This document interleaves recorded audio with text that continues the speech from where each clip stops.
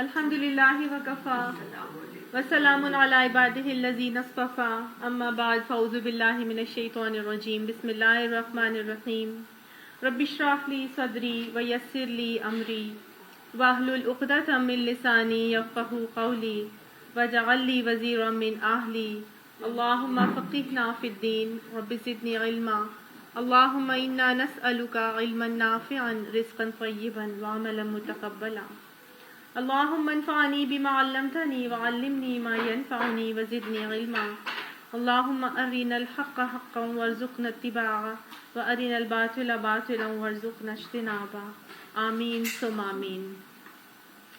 سورہ روم آیت نمبر 27 تک ہم نے پچھلی کلاس میں کیا تھا، آج آیت نمبر 28 سے کریں گے۔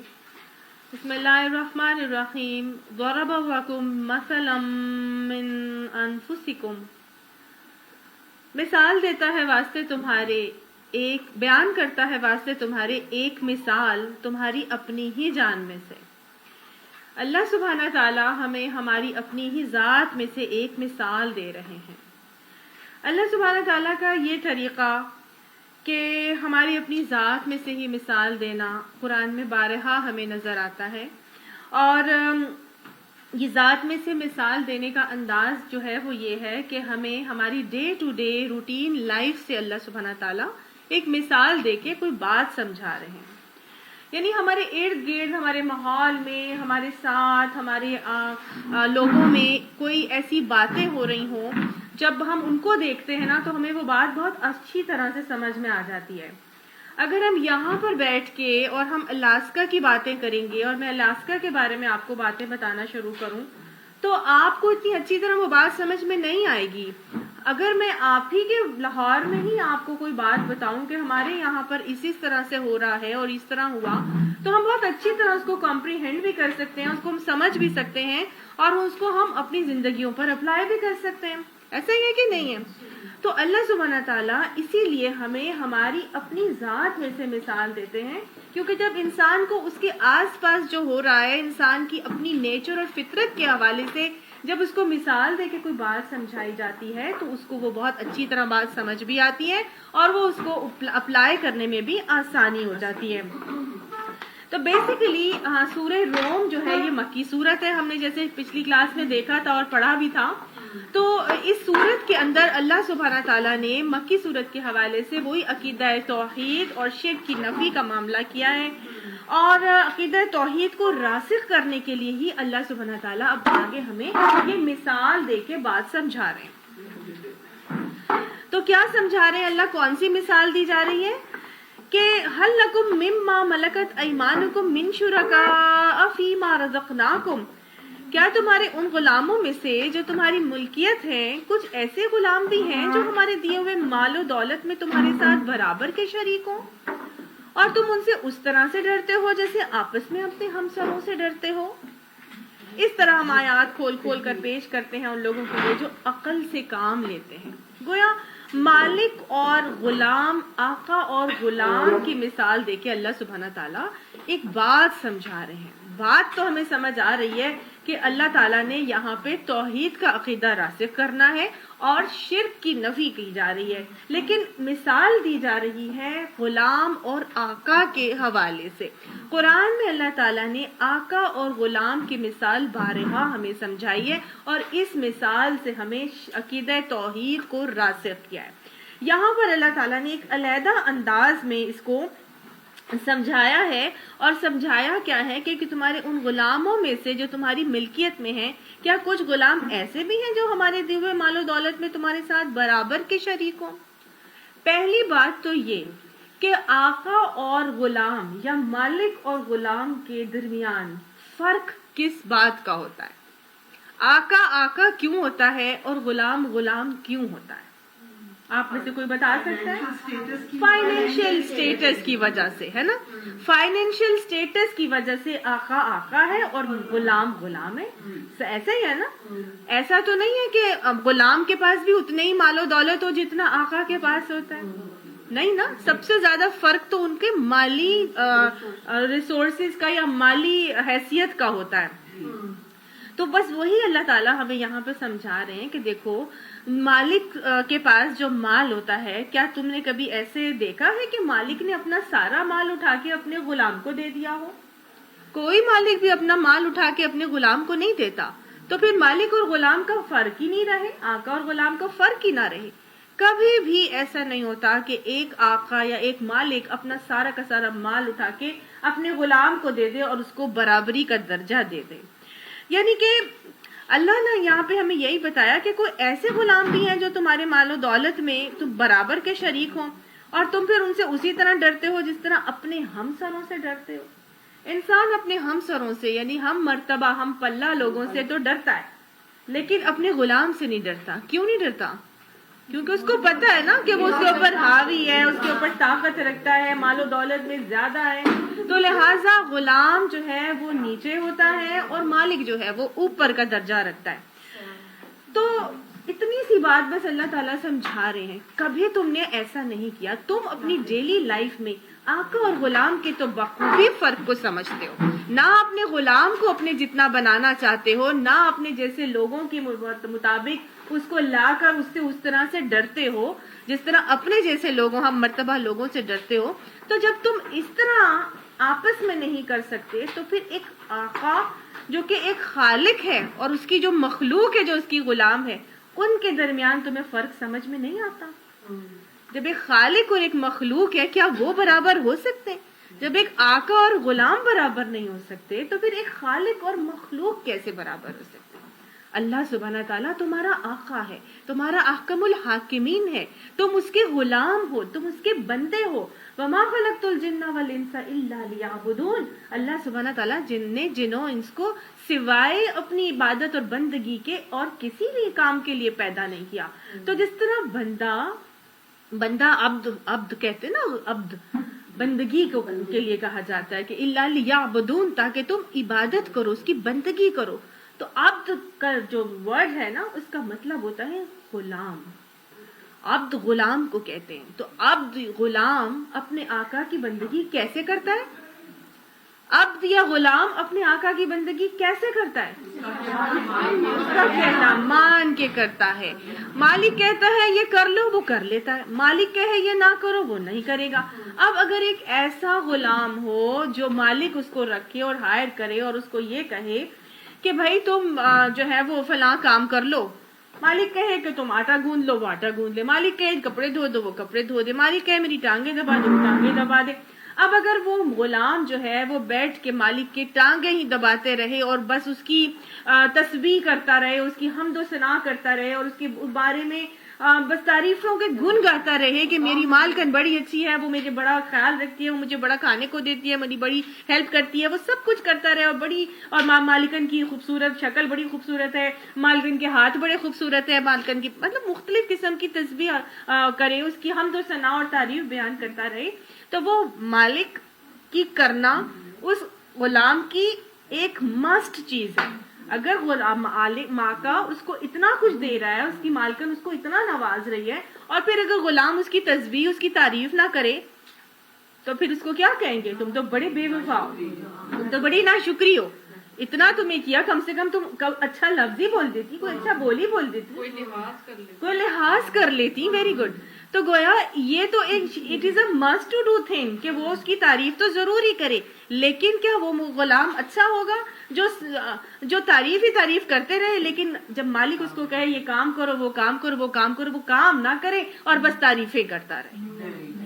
نہیں نا. تو اس غلام کو کبھی بھی اچھا غلام نہیں کہیں گے. اچھا غلام کون سا ہے؟ جو تعریف بھی کرے اور جو ویسے اطاعت بھی کرے جیسے اس کو اس کا آقا حکم دیتا چلا جائے. ٹھیک ہے نا. اگر مالک اس کو سب کچھ دے رہا ہے، کر رہا ہے، اور مالک نے اس کو کوئی کام کہا، مالک کا کام وہ نہ کرے بلکہ کس کا کام کر لے؟ پڑوسی کا کر لے یا کسی دوسرے کا کر لے، یا جو گھر میں نہیں رہتے ان کا نہ کرے، کسی اور کا کر لے، تو کیا اس کو اچھا غلام کہیں گے؟ اس کو بھی نہیں کہیں گے. تو یہ مطلب دے تمہیں کون رہا ہے؟ مالک. ضرورتیں تمہاری کون پوری کر رہے ہیں؟ تمہارا مالک. لیکن تم کس کے کام کر رہے ہو؟ مالک کے کرنے کے بجائے تم غیروں کے کام کرنے جا رہے ہو. تو اس کو کیا کہتے ہیں؟ اس والی کام کو کہتے ہیں شرک.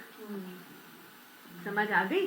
اگر یہی کام ہم رب العالمین کے ساتھ کریں، احکم الحاکمین کے ساتھ کریں کہ دینا وہ ہے، رب رازق وہ ہے، رب وہ ہے، ہمارے معاملات وہ کرتا ہے، ہمیں شفا وہ دیتا ہے، ہمیں ہماری حاجت روائی وہی کرتا ہے، ہماری مشکل کشائی وہی کرتا ہے، لیکن پھر ہم شکر کے لیے کسی اور کے پاس پہنچ جائیں، پھر ہم کہنے کسی اور کے مان کے ان کو خوش کریں، اللہ رب العالمین کے کہنے کے مطابق ہم عمل نہ کریں، تو یہ کیا ہے معاملہ؟ شرک کا معاملہ ہے۔ تو گویا توحید کا رسوخ کروا رہے ہیں اللہ سبحانہ تعالیٰ اس مثال کے ذریعے سے۔ ہمیں اللہ سبحانہ تعالیٰ کی تسبیح، پاکی، بڑائی تو بیان کرنا ہی کرنا تھی، یہ تو کرنا ہی تھا۔ وہ فرشتوں نے کہا تھا نا کہ نحن نسبح لک نسبح بحمدک لک نحن نسبح بحمدک ونقدس لک، کہ ہم آپ کی تسبیح تو کر رہے ہیں، ہم آپ کی پاکی بڑائی بھی بیان کر رہے ہیں، تو پھر کسی ایسے با اختیار مخلوق کو پیدا کرنے کی کیا ضرورت ہے؟ تو گویا اللہ تعالیٰ نے کہا تھا کہ انی اعلم بما لا تعلمون، میں تم سے زیادہ جانتا ہوں، وہ جانتا ہوں جو تم نہیں جانتے۔ گویا اللہ سبحانہ تعالیٰ کی تسبیحات کے لیے تو فرشتے بھی بہت تھے، تو تسبیحات تو کرنی ہی کرنی تھی، it was a must thing to do, لیکن ہمیں اس کے علاوہ اللہ تعالیٰ نے کسی اور کام کے لیے پیدا کیا، اور وہ کیا تھا کہ جب مالک کہے یہ کرو، جب مالک کہے ایسے کرو، جب مالک کہے یہ نہ کرو، تو ہم نے اسی طرح من وہ کام اللہ کے حکم کے مطابق کرتے چلے جانا ہے، ٹھیک ہے نا؟ تو یہی ہے بیسیکلی آقا اور غلام کی بندگی اور اطاعت کا صحیح طریقہ اور انداز جو اللہ تعالیٰ یہاں ہمیں آقا اور غلام کی مثال سے سمجھا رہے ہیں۔ اب جب ہمیں اللہ سبحانہ تعالیٰ ایسی مثالیں دیتا ہے تو ہمارا کیا رویہ ہونا چاہیے؟ ان قرآن کی آیات کے اوپر ہمیں کیا اندھے بہرے بن کر گزر جانا چاہیے؟ اللہ تعالیٰ فرماتے ہیں اس طرح ہم آیات کھول کھول کر پیش کرتے ہیں ان لوگوں کے لیے جو عقل سے کام لیتے ہیں۔ اللہ تعالیٰ نے پہلے بھی بتایا نا، یہاں کہا جا رہا ہے لِقَوْمٍ يَعْقِلُونَ، اللہ تعالیٰ فرماتے ہیں فَلَا يَتَدَبَّرُونَ فَلَا يَتَفَكَّرُونَ، کیا تم غور و فکر نہیں کرتے؟ کیا تم عقل نہیں کرتے؟ کیا تم تدبر نہیں کرتے؟ تو گویا یہ مجھے اور آپ کو ان مثالوں سے یہ سمجھنا ہے کہ یہ آیت مجھے کیا سکھا رہی ہے، میرا کیا رویہ اور انداز اور طریقہ ہے، میں کہاں کھڑی ہوں، where do I stand، اور مجھے اب آگے کیا کرنا چاہیے۔ تو گویا اللہ سبحانہ تعالیٰ یہاں ہماری ذات کے حوالے سے آقا اور غلام کے مثال کے ساتھ ہمیں عقیدہ توحید کو راسخ کر کے شرک کی نفی کا طریقہ سکھا رہے ہیں۔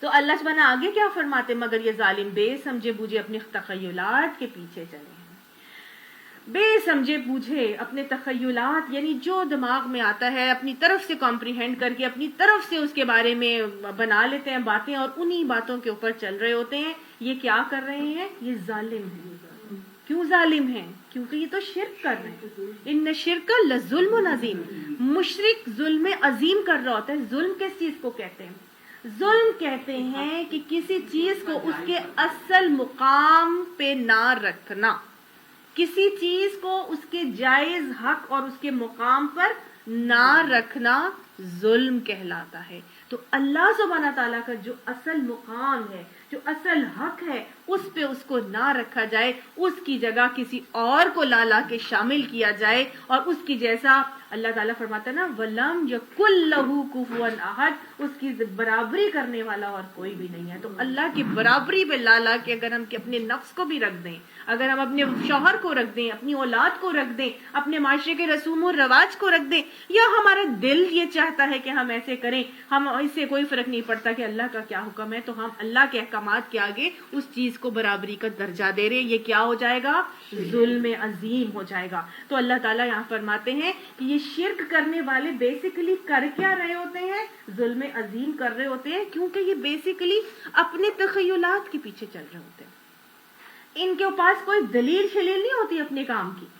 ہمارے آباء و اجداد ایسے ہی کرتے تھے اس لیے ہم ایسے ہی کرتے ہیں، ہم نے تو ایسے ہی کرتے ہوئے دیکھا ہے سب کو اس لیے ہم ایسے ہی کرتے ہیں، ساری دنیا ایسے کرتی ہے اس لیے ہم ایسے کرتے ہیں، بھائی سب لوگ تو ایسی ہی بات کرتے ہیں، اس طرح کریں تو یوں ہو جاتے ہیں، اس لیے ہم تو ایسے ہی کرتے ہیں۔ گویا خام مخواہ کی خام خیالی ہے، ان کے پاس کسی بھی معاملے کی کوئی دلیل قرآن اور سنت سے ثابت نہیں ہے۔ یہ ریزن اللہ نے یہاں صاف ہمیں بتا دیا ہے کہ شرک کرنے والے اپنے تخیلات کے پیچھے چل پڑے، ان کے پاس کسی بھی بات کے لیے کوئی لاجک، کوئی دلیل نہیں ہے۔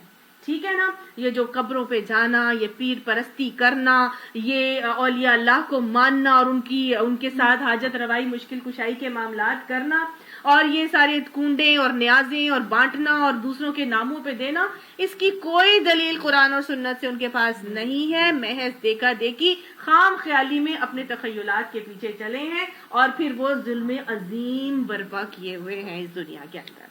اللہ فرماتا ہے اب کون اس شخص کو راستہ دکھا سکتا ہے جسے اللہ نے بھٹکا دیا ہو؟ ایسے لوگوں کا تو کوئی مددگار نہیں ہو سکتا.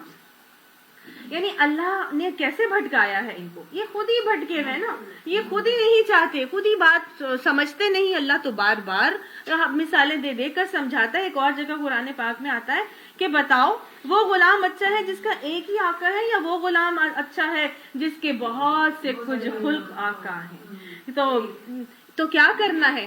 ایک آقا کی بندگی کرنی ہے. وہ کتنا خوبصورت شعر ہے نا کہ لگاؤ تو لو اس سے اپنی لگاؤ، جھکاؤ تو سر اس کے آگے جھکاؤ. وہ ایک سجدہ جو گرا کھٹکتا ہے تجھ کو، 1000 سجدوں سے دیتا ہے آدمی کو نجات. تو بس ایک اللہ کی اطاعت اور غلامی کر لو، باقی سب کی غلامی سے خود بخود آزاد ہو جاؤ گے. اتنی چھوٹی سی بات ہے. ایک جس کے بہت سارے کچھ خلق آقا ہیں، یعنی ایک ملازمہ، میں نے پہلے بھی ایک مثال آپ کو سمجھائی تھی کہ ایک ملازمہ ایک گھر میں کام کرنے جاتی ہے، وہاں ساس بھی ہے اور 2 بہویں بھی ہیں اور ایک نند بھی ہے. تو وہ ایک ملازمہ جو ہے وہ کس کا کام کرے گی؟ اس کے لیے تو وہ چاروں ہی آقا ہے نا. ساس کہے گی نہیں تو پہلے میرے پیر دبا دے، وہ پیر دبانے بیٹھے گی. تو ایک بہو آئے گی، نہیں پہلے میرے میاں کا ناشتہ بنا دو. وہ دوسری آئے گی، وہ کہے گی نہیں پہلے میرے کپڑے استری کر دو، میں نے کالج نکلنا ہے نا. وہ کہے گی نہیں میرے بچے کا ڈائپر چینج کر دو. تو وہ کس کا کام بات سنے گی؟ کس کو راضی کرے گی؟ تو یہ ہمیں وہ وہاں سے گھر چھوڑ کے چلی جائے گی. وہ کہے گی میں ادھر ہی جا کے کام کروں گی جدھر ایک ہی مالکن ہو. جب مالکن کہے گی یہ کرو میں یہ کر دوں گی، جب مالکن کہے گی وہ کرو میں وہ کر دوں گی. اس طرح ایک کو راضی کرنا بڑا آسان ہے، تو بہت سارے آقاؤں کو راضی کرنا بڑا مشکل. لیکن پھر بھی لوگوں کو بات سمجھ نہیں آتی. اب وہ خود ہی لوگوں کو کس کو، ایک ہمارے وہ ہم اپنے فلاں پیر کو راضی کر لیں، ہم اپنے فلاں بزرگ کو راضی کر لیں، ہم اپنے فلاں اپنی ماں کو راضی کر لیں، ہم اپنے شوہر کو راضی کر لیں، ہم اپنے اولاد کو راضی کر لیں، ہم اپنی دوستوں کو راضی. ہم کس کو راضی کریں گے؟ سب کی رضامندی کو چھوڑ کے ایک اللہ کو راضی کر دیں. اللہ تعالیٰ کی حدیث قدسی آتی ہے نا، مطلب مفہوم ہے اس کا کہ اگر وہ ایک انسان اگر ایک بار اللہ کو راضی کر دے گا اور اس کی وجہ سے باقی سب دنیا ناراض بھی ہو جائے گی نا، تو اللہ سبحانہ تعالیٰ وہ ساری دنیا کو اس سے خود بخود راضی کر دے گا. اور اگر وہ دوسروں کے لیے اللہ کو ناراض کر دے گا تو وہ دوسرے بھی اللہ تعالیٰ ان کو بھی اس سے ناراض کر دیں گے. جن کو راضی کرنے کے لیے اس نے اللہ کو ناراض کیا تھا نا، تو اللہ ان سب کو بھی ناراض کر دیں گے. اور ہم نے یہ دیکھا ہے، آپ ساری دنیا کو خوش کرتے رہیں، کوئی بھی آپ سے خوش نہیں ہوتا. 2 لوگوں کو دو خوش ہو جائیں گے تو 4 ناراض رہیں گے. ان 4 کو خوش کرنے لگیں گے تو ادھر سے 6 ناراض ہو جائیں گے. تو ہم کس کو خوش کر سکتے ہیں؟ بس ایک اللہ کو خوش کرنا ہے. ایک اللہ کی غلامی کر لو اور اطاعت کر لو، اور دیکھو تم اب ساری مشکلات اور پریشانیوں سے خود بخود آزاد ہو جاؤ گے.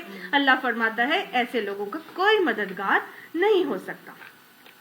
اللہ ہمیں شرک کی پہچان عطا فرما، اللہ شرک سے بچنے کی توفیق نصیب فرما، اور اللہ توحید کا رسوخ ہمیں ایک خالص بندوں کی صورت میں کرنا نصیب فرما دے.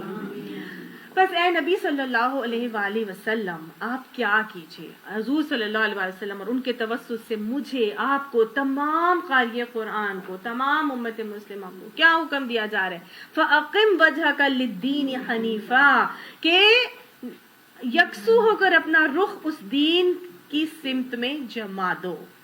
کون سے دین کی سمت میں؟ جی وہ دین فطرت اللہ التی فطر الناس علیہا، اس دین کی طرف جو اللہ نے جس کو فطرت کے اوپر بنایا ہے، اور وہ دین ہے اس دین اسلام. تو گویا یہاں پہ یہ حکم دیا جا رہا ہے کہ یکسو ہو کر، فوکسڈ ہو کر، یونی ڈائریکشنل ہو کر اپنا رخ کس کی طرف کر دو؟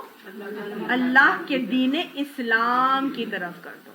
مسلم حنیف کون ہوتا ہے؟ یکسو.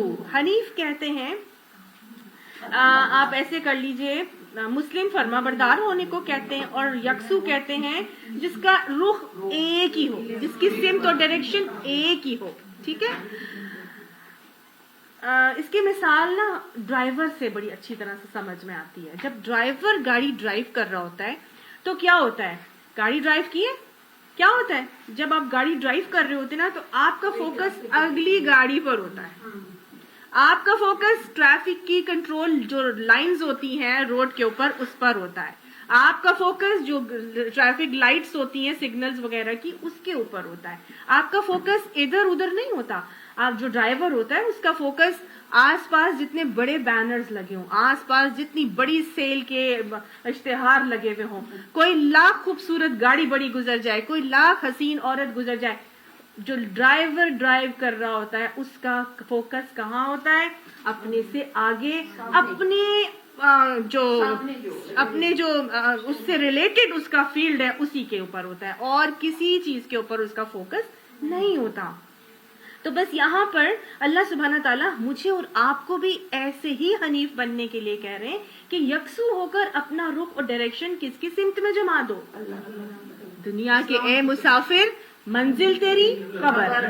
ہمارا فوکس کدھر ہونا چاہیے؟ آخرت. ہماری منزل کیا ہے؟ قبر. آپ صلی اللہ علیہ وسلم نے فرمایا تھا کہ جس قبر پہلی منزل ہے آخرت کی، جس کی قبر جنت بن جاتی ہے، جس کی قبر سنور گئی اس کی آخرت سنور گئی. ٹھیک ہے نا؟ قبر کیا ہے؟ یا تو دنیا کے باغوں میں سے، جنت کے باغوں میں سے ایک باغ ہے، یا جہنم کے گھڑوں میں سے ایک گڑھا ہے. حضور نے فرمایا نا. تو بس ہمیں اپنی قبر کو درست کر لینا ہے. اگر ہماری قبر درست ہو گئی تو ہمارا سارا آخرت درست ہو گئی. ٹھیک ہے؟ ہمارا فوکس کیا ہے؟ ہمارا فوکس آخرت ہے. ہمارا جو موٹو ہے، جو ہمارا مقصد ہے وہ جنت کا حصول ہے، اللہ کی رضا ہے. لیکن اس کی پہلی منزل کیا ہے؟ قبر. تو ہمارا آخرت پہ فوکس، ہمارا حصول اللہ کی رضا اور جنت منزل مقصود، لیکن جو ہماری منزل ہے قبر، اس پہ ہماری فوکس ہو کے ہم نے کام کرنا ہے. کوئی ایسا معاملہ نہیں کرنا جس کی وجہ سے ہماری آخرت خراب ہو جائے. کوئی ایسا معاملہ نہیں کرنا جس کی وجہ سے ہم اللہ تعالیٰ کی ناراضگی کے حقدار ہو جائیں. کوئی ایسا معاملہ نہیں کرنا، تکبر بھی دل میں نہیں آ جائے کہ جس کے دل میں رائی کے دانے کے برابر بھی تکبر ہوگا وہ جنت میں داخل نہیں ہو سکتا. تو نیکی کے کام تو بہت کر رہے ہیں لیکن تکبر سے ایسا نفس پھلا کے بیٹھے ہوئے تو پھر وہ کام بھی سارے کیا ہو جائیں گے؟ ضائع ہو جائیں گے. صحیح؟ تو گویا اللہ تعالیٰ کیا فرماتا ہے؟ تمہارا فوکس کہاں ہونا چاہیے؟ مسلم حنیف کی طرح یکسو ہو کر اپنا سمت کہاں کر لو؟ اللہ کی رضا کے لیے اس دین کے اوپر اپنا رخ موڑ لو جس کو اللہ نے لوگوں کی فطرت کے اوپر بنایا ہے. کام ہو جاؤ اس فطرت پر جس پر اللہ تعالیٰ نے انسان کو پیدا کیا ہے. اسلام دین فطرت ہے. اللہ سبحانہ تعالیٰ نے اسلام کو ہماری فطرت کے مطابق بنایا ہے. اللہ تعالیٰ نے ہماری فطرت کو کہہ لیجئے اسلام کے مطابق ٹیلر کیا ہے، یا اسلام کو ہماری فطرت کے مطابق ٹیلر کیا ہے. جو بھی بات کہہ لیجئے، بات یہ ہے کہ جو ہماری فطرت اللہ نے، جو نیچر ہماری انسان کی اللہ تعالیٰ نے بنا دی ہے نا، جو لوگ اس نیچر پر ہوتے ہیں، اس فطرت کے مطابق اپنی زندگی گزار رہے ہوتے ہیں، انہی لوگوں کے لیے اسلام کو قبول کرنا اور اس پہ چلنا آسان ہوتا ہے.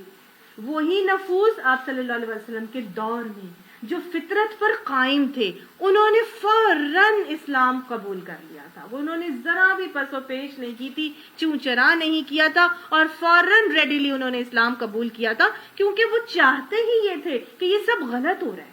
یہ آس پاس اللہ نے فطرت نہیں بنائی انسان کی کہ وہ برہنہ ہو کے پھرے. اللہ نے فطرت کیا بنائی ہے؟ اللہ نے تو انسان کی فطرت میں لباس نازل کیا ہے، اس کو سکھایا ہے کہ اس کو اپنے باڈی کو کور کرنا ہے. ہم واقعہ پڑھ کے آ چکے ہیں حضرت آدم اور حوا کا، جب شیطان نے ان کو بہکایا تھا اور ان کو بے لباس کر دیا تھا پھل کھلا کے، تو پھر کیا ہوا تھا؟ Very good. وہ جنت کے پتوں سے اپنے جسم کو ڈھانکنے لگے تھے کیونکہ لباس فطرت ہے. یہ جو لوگ بے لباس ہوتے ہیں یا برہنہ ہوتے ہیں تو وہ اپنی فطرت کو مسخ کر کے ہوتے ہیں. اتنا آسان نہیں. ایک چھوٹا سا بچہ بھی ہوگا نا، سردیوں کا موسم ہے، سردیوں میں ہم خوب بچوں کو پہنا کے رکھتے ہیں، لیکن جیسے ہی گرمی آتی ہے ہم بچوں کے کپڑے ہلکے کر دیتے ہیں. سم ٹائمز بچوں کو سلیو لیس یا ہاف سلیو کے کپڑے لڑکیوں کو اگر چھوٹی سی بچی کو پہنائیں گے تو وہ کھینچ کے نیچے کرنے کی کوشش کرتی ہے کہ یہ نیچے کریں. یہ اتنا کیوں ہے؟ میں نے خود ایسے بچوں کو دیکھا. اللہ نے نیچر عورت کی بنائی ہے کہ میری پوری باڈی کورڈ ہو. ایک چھوٹی سی 2 سال کی بچی اپنا کھینچ کے نیچے کر رہی ہے کہ میری یہ نیچے کریں, یہ اتنا نہیں مجھے اچھا لگتا, ایسے نہیں ہونا چاہیے. وہ فراک سے نیچے اپنی ٹانگ پہ پورا کور کرنے کی کوشش کرتی ہے کہ مجھے شارٹس کیوں پہنا دی ہے, مجھے نیکر کیوں پہنا دی ہے, تو مجھے پوری ٹانگوں پہ بھی کچھ پہنا دے. تو جب بچے کی نیچر اللہ نے بنائی, اسی طرح سے ہماری نیچر اللہ تعالیٰ نے صبح فجر کے وقت اٹھنے کی بنائی.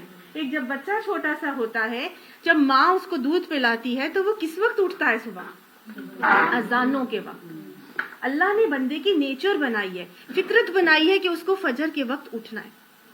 ہم کیا کرتے ہیں, اس کو دودھ پلا پلو کے اور وہیں سلا دیتے ہیں, اور آہستہ آہستہ آہستہ جب تھوڑے بڑے ہوتے ہیں تو اس ٹائم فیڈر دے دیتے ہیں اور پیٹ بھرا رہے, بچہ سوتا رہے, پھر وہ آرام سے 10 بجے اٹھے, ہے نا.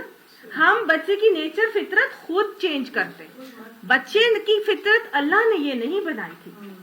اللہ نے ہماری فطرت میں صبح جلدی اٹھنا بنایا, رات کو جلدی سونا بنایا. ہم پرندوں کو دیکھ لیں, ایسی مغرب ہوتی ہے, وہ ان کو ہوتا ہے کہ بس اپنے اپنے گھروں میں جائیں, کھانا کھائیں اور وہیں پہ جا کے دبک کے لیٹ جائیں اور سو جائیں. اور جو صبح تڑکے وہ اٹھے ہوئے ہوں گے, آپ جانور بھی, پرندے بھی, سب.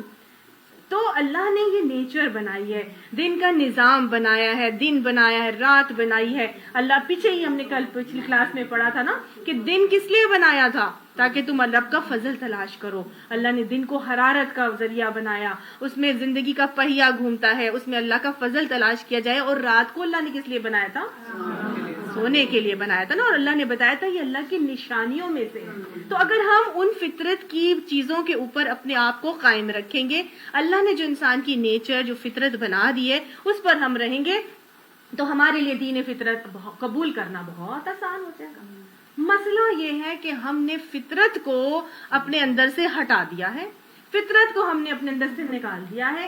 مشکل چیزوں کے ہم عادی بن گئے ہیں, تو لہٰذا فطرت کی چیزوں کو اپنانا اب ہمیں مشکل لگنے لگا ہے.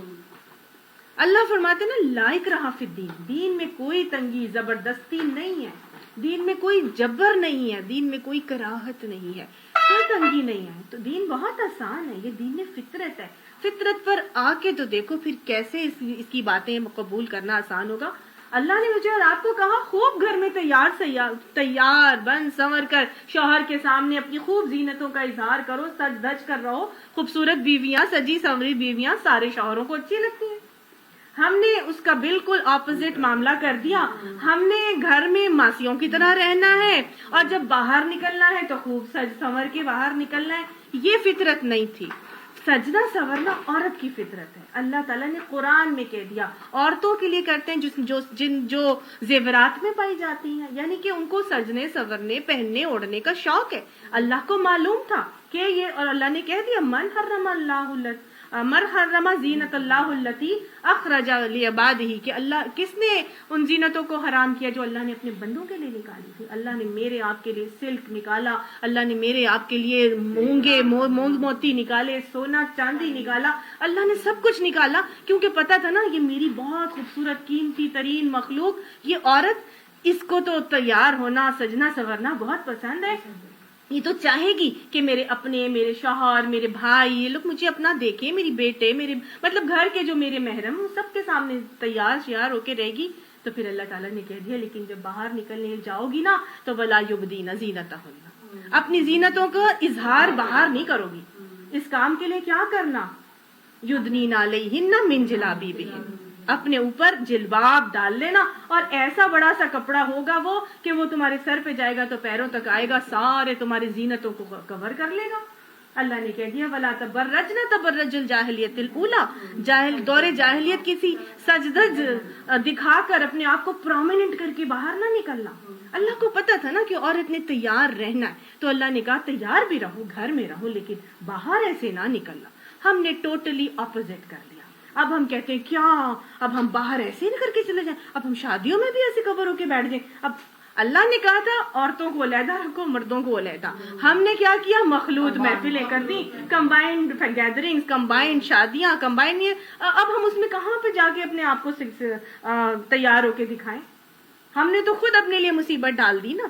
تو گویا چینجز لائے ہم, فطرت سے ہٹے ہم, مصیبتیں ڈالی ہم نے اپنے لیے، اور پھر اب دین فطرت کو پہ آنا اب میرے اور آپ کے لیے مشکل ہو رہا ہے. ہم کیسے کریں؟ کیا خیال ہے؟ تو بالکل ایسے ہی بات اللہ تعالیٰ نے فرمایا ہے کہ میں نے تو تمہارے لیے دین فطرت ہو رکھا ہے. کتنا آسان ہے نا. اگر کہیں آپ نے جانا ہے جلوہ بوڑھے ہو چلے جائیں، کوئی فرق، کوئی پتہ ہی نہیں چلتا. جن لوگوں نے پہلے کور نہیں کرتے تھے، بعد میں اپنے آپ کو کور کرنا شروع کیا، انہوں نے اس فرق کو واضح طور سے محسوس کیا. نہ کپڑوں کی ٹینشن، نہ استری کی ٹینشن، نہ بالوں کی ٹینشن، نہ کسی جولری کی ٹینشن. آرام سے وہ برقع اٹھایا، پہنا اور آرام سے چلے گئے. شادی میں جانا ہے تو بھی ٹھیک ہے، کیونکہ اب تو وہاں مکس گیدرنگ ہے، برقع ہی تو پہنے رہنا ہے، اب تو کسی چیز کی ضرورت ہی نہیں ہے. تو ہر طرح کی کیا ہے، ان کو پتہ چل گیا یہ تو آسان ہے، اتنا آسان ہو گیا، میری تو زندگی آسان ہو گئی. میرے لیے تو مصیبت ہی پڑی رہتی تھی. میں تو ہر وقت جاتی تھی پارلر، بال ڈائی کرا کے آتی، میں بلو ڈرائی کرواتی، میں یہ کرتی، میں وہ کرتی. اب تو کوئی مصیبت ہی نہیں، اب تو ایسے اڑا اور آرام سے نکل گئے. میری تو زندگی آسان ہو گئی. تو کیا تھا، ہم نے اس فطرت کو ہٹا کے اپنی زندگیوں کے لیے مشکلات لے کے آ گئے، تو دین فطرت پہ چلنا ہمارے لیے مشکل ہو گیا. اللہ نے یہ دین ہماری فطرت کے مطابق ٹیلر کیا ہے، ہمیں اپنے آپ کو اس فطرت پہ لانا ہے. اس کے اوپر مشکل نہیں ہے، بہت آسان ہے. اللہ ہمیں فطرت کے اوپر لے کے آ جائے. اور مسلم حنیف کے حوالے سے حدیث آتی ہے، حدیث بتاتی ہے کہ ہر متنفس فطرت پر پیدا ہوتا ہے، یہاں تک کہ جب اس کی زبان کھلنے پر آتی ہے تو ماں باپ اسے یہودی یا نصرانی یا مجوسی بنا دیتے ہیں. ٹھیک، انسان فطرت پہ پیدا ہوتا ہے اور ماں باپ اسے جو ہے وہ یہودی یا نصرانی یا پھر وہ بناتے ہیں مجوسی. دوسری حدیث آتی ہے، آپ صلی اللہ علیہ وآلہ وسلم نے بخاری اور مسلم کی متفق علیہ حدیث میں اس میں کنٹینیوشن کے حوالے سے بتایا، اسی کی حدیث کی کنٹینیوشن ہے کہ میں اس کی مثال ایسے دیتا ہوں جیسے ہر جانور ماں کے پیٹ سے پورا صحیح سالم پیدا ہوتا ہے، اور کوئی بچہ ماں کے پیٹ سے کٹے ہوئے کان لے کر نہیں آتا. بکریوں کے کان کون کاٹتے تھے؟ مشرکین مکہ کاٹتے تھے نا، اور کان کاٹ کے اس کو چھوڑ دیتے تھے. تو بلکہ شیطان کا یہ مکالمہ آتا ہے کہ میں ان کو حکم دوں گا کہ یہ میرے حکم سے جانوروں کے کان پھاڑیں اور چیریں. تو اللہ تعالیٰ نے کسی بھی جانور کو کٹے ہوئے کان، ان کا ایک طریقہ تھا، وہ ان جانوروں کو آستانوں پہ چھوڑ دیتے تھے اور اس سے کوئی خدمت، کوئی کام نہیں لیتے تھے. مختہام، صاحبہ، وسیلہ اور جو ہے نا ان کو جی، تو وہ بس یہ ہوتی تھی کہ یہ جو ہے نا اس سے کوئی کام نہیں لیا جائے گا. تو اللہ تعالیٰ کے نبی نے یہ بتا دیا کہ کوئی اس طرح سے نہیں آتا، یہ ہم خود ہی اپنے کان کاٹتے ہیں. یہ ہمارے کان کاٹنے کا یہ تو معاملہ ہے جو ہم اپنے آپ کو فطرت سے علیحدہ لے کر جا رہے ہوتے ہیں. آپ صلی اللہ علیہ وسلم نے فرمایا، مسند احمد اور نسائی کی حدیث آتی ہے کہ لوگوں کو کیا ہو گیا ہے کہ آج وہ حد سے گزر گئے ہیں اور انہوں نے بچوں کو قتل کر ڈالا. ہر بچہ فطرت پر پیدا ہوتا ہے، یہاں تک کہ جب اس کی زبان کھلنے پر آتی ہے تو ماں باپ اسے یہودی یا نصرانی یا مجوسی بنا دیتے ہیں. اللہ تعالیٰ نے، میرا رب فرماتا ہے کہ میں نے اپنے تمام بندوں کو حنیف ہی پیدا کیا ہے، پھر شیطان آ کر انہیں دین سے گمراہ کرتے ہیں کہ جو کچھ میں نے حلال کیا ہے اسے حرام کر دیں، اور انہیں حکم دیتے ہیں کہ میرے ساتھ ان کو شریک کریں جس کے لیے اللہ نے کوئی سند نازل نہیں کی ہے. یعنی اللہ سبحانہ تعالیٰ سب کو مسلم حنیف بناتا ہے، لیکن شیطان آ کے ان کو گمراہ کرتے جاتے ہیں. شیطان آ کے کب ہمیں گمراہ کرتے ہیں، کون بتائے گا؟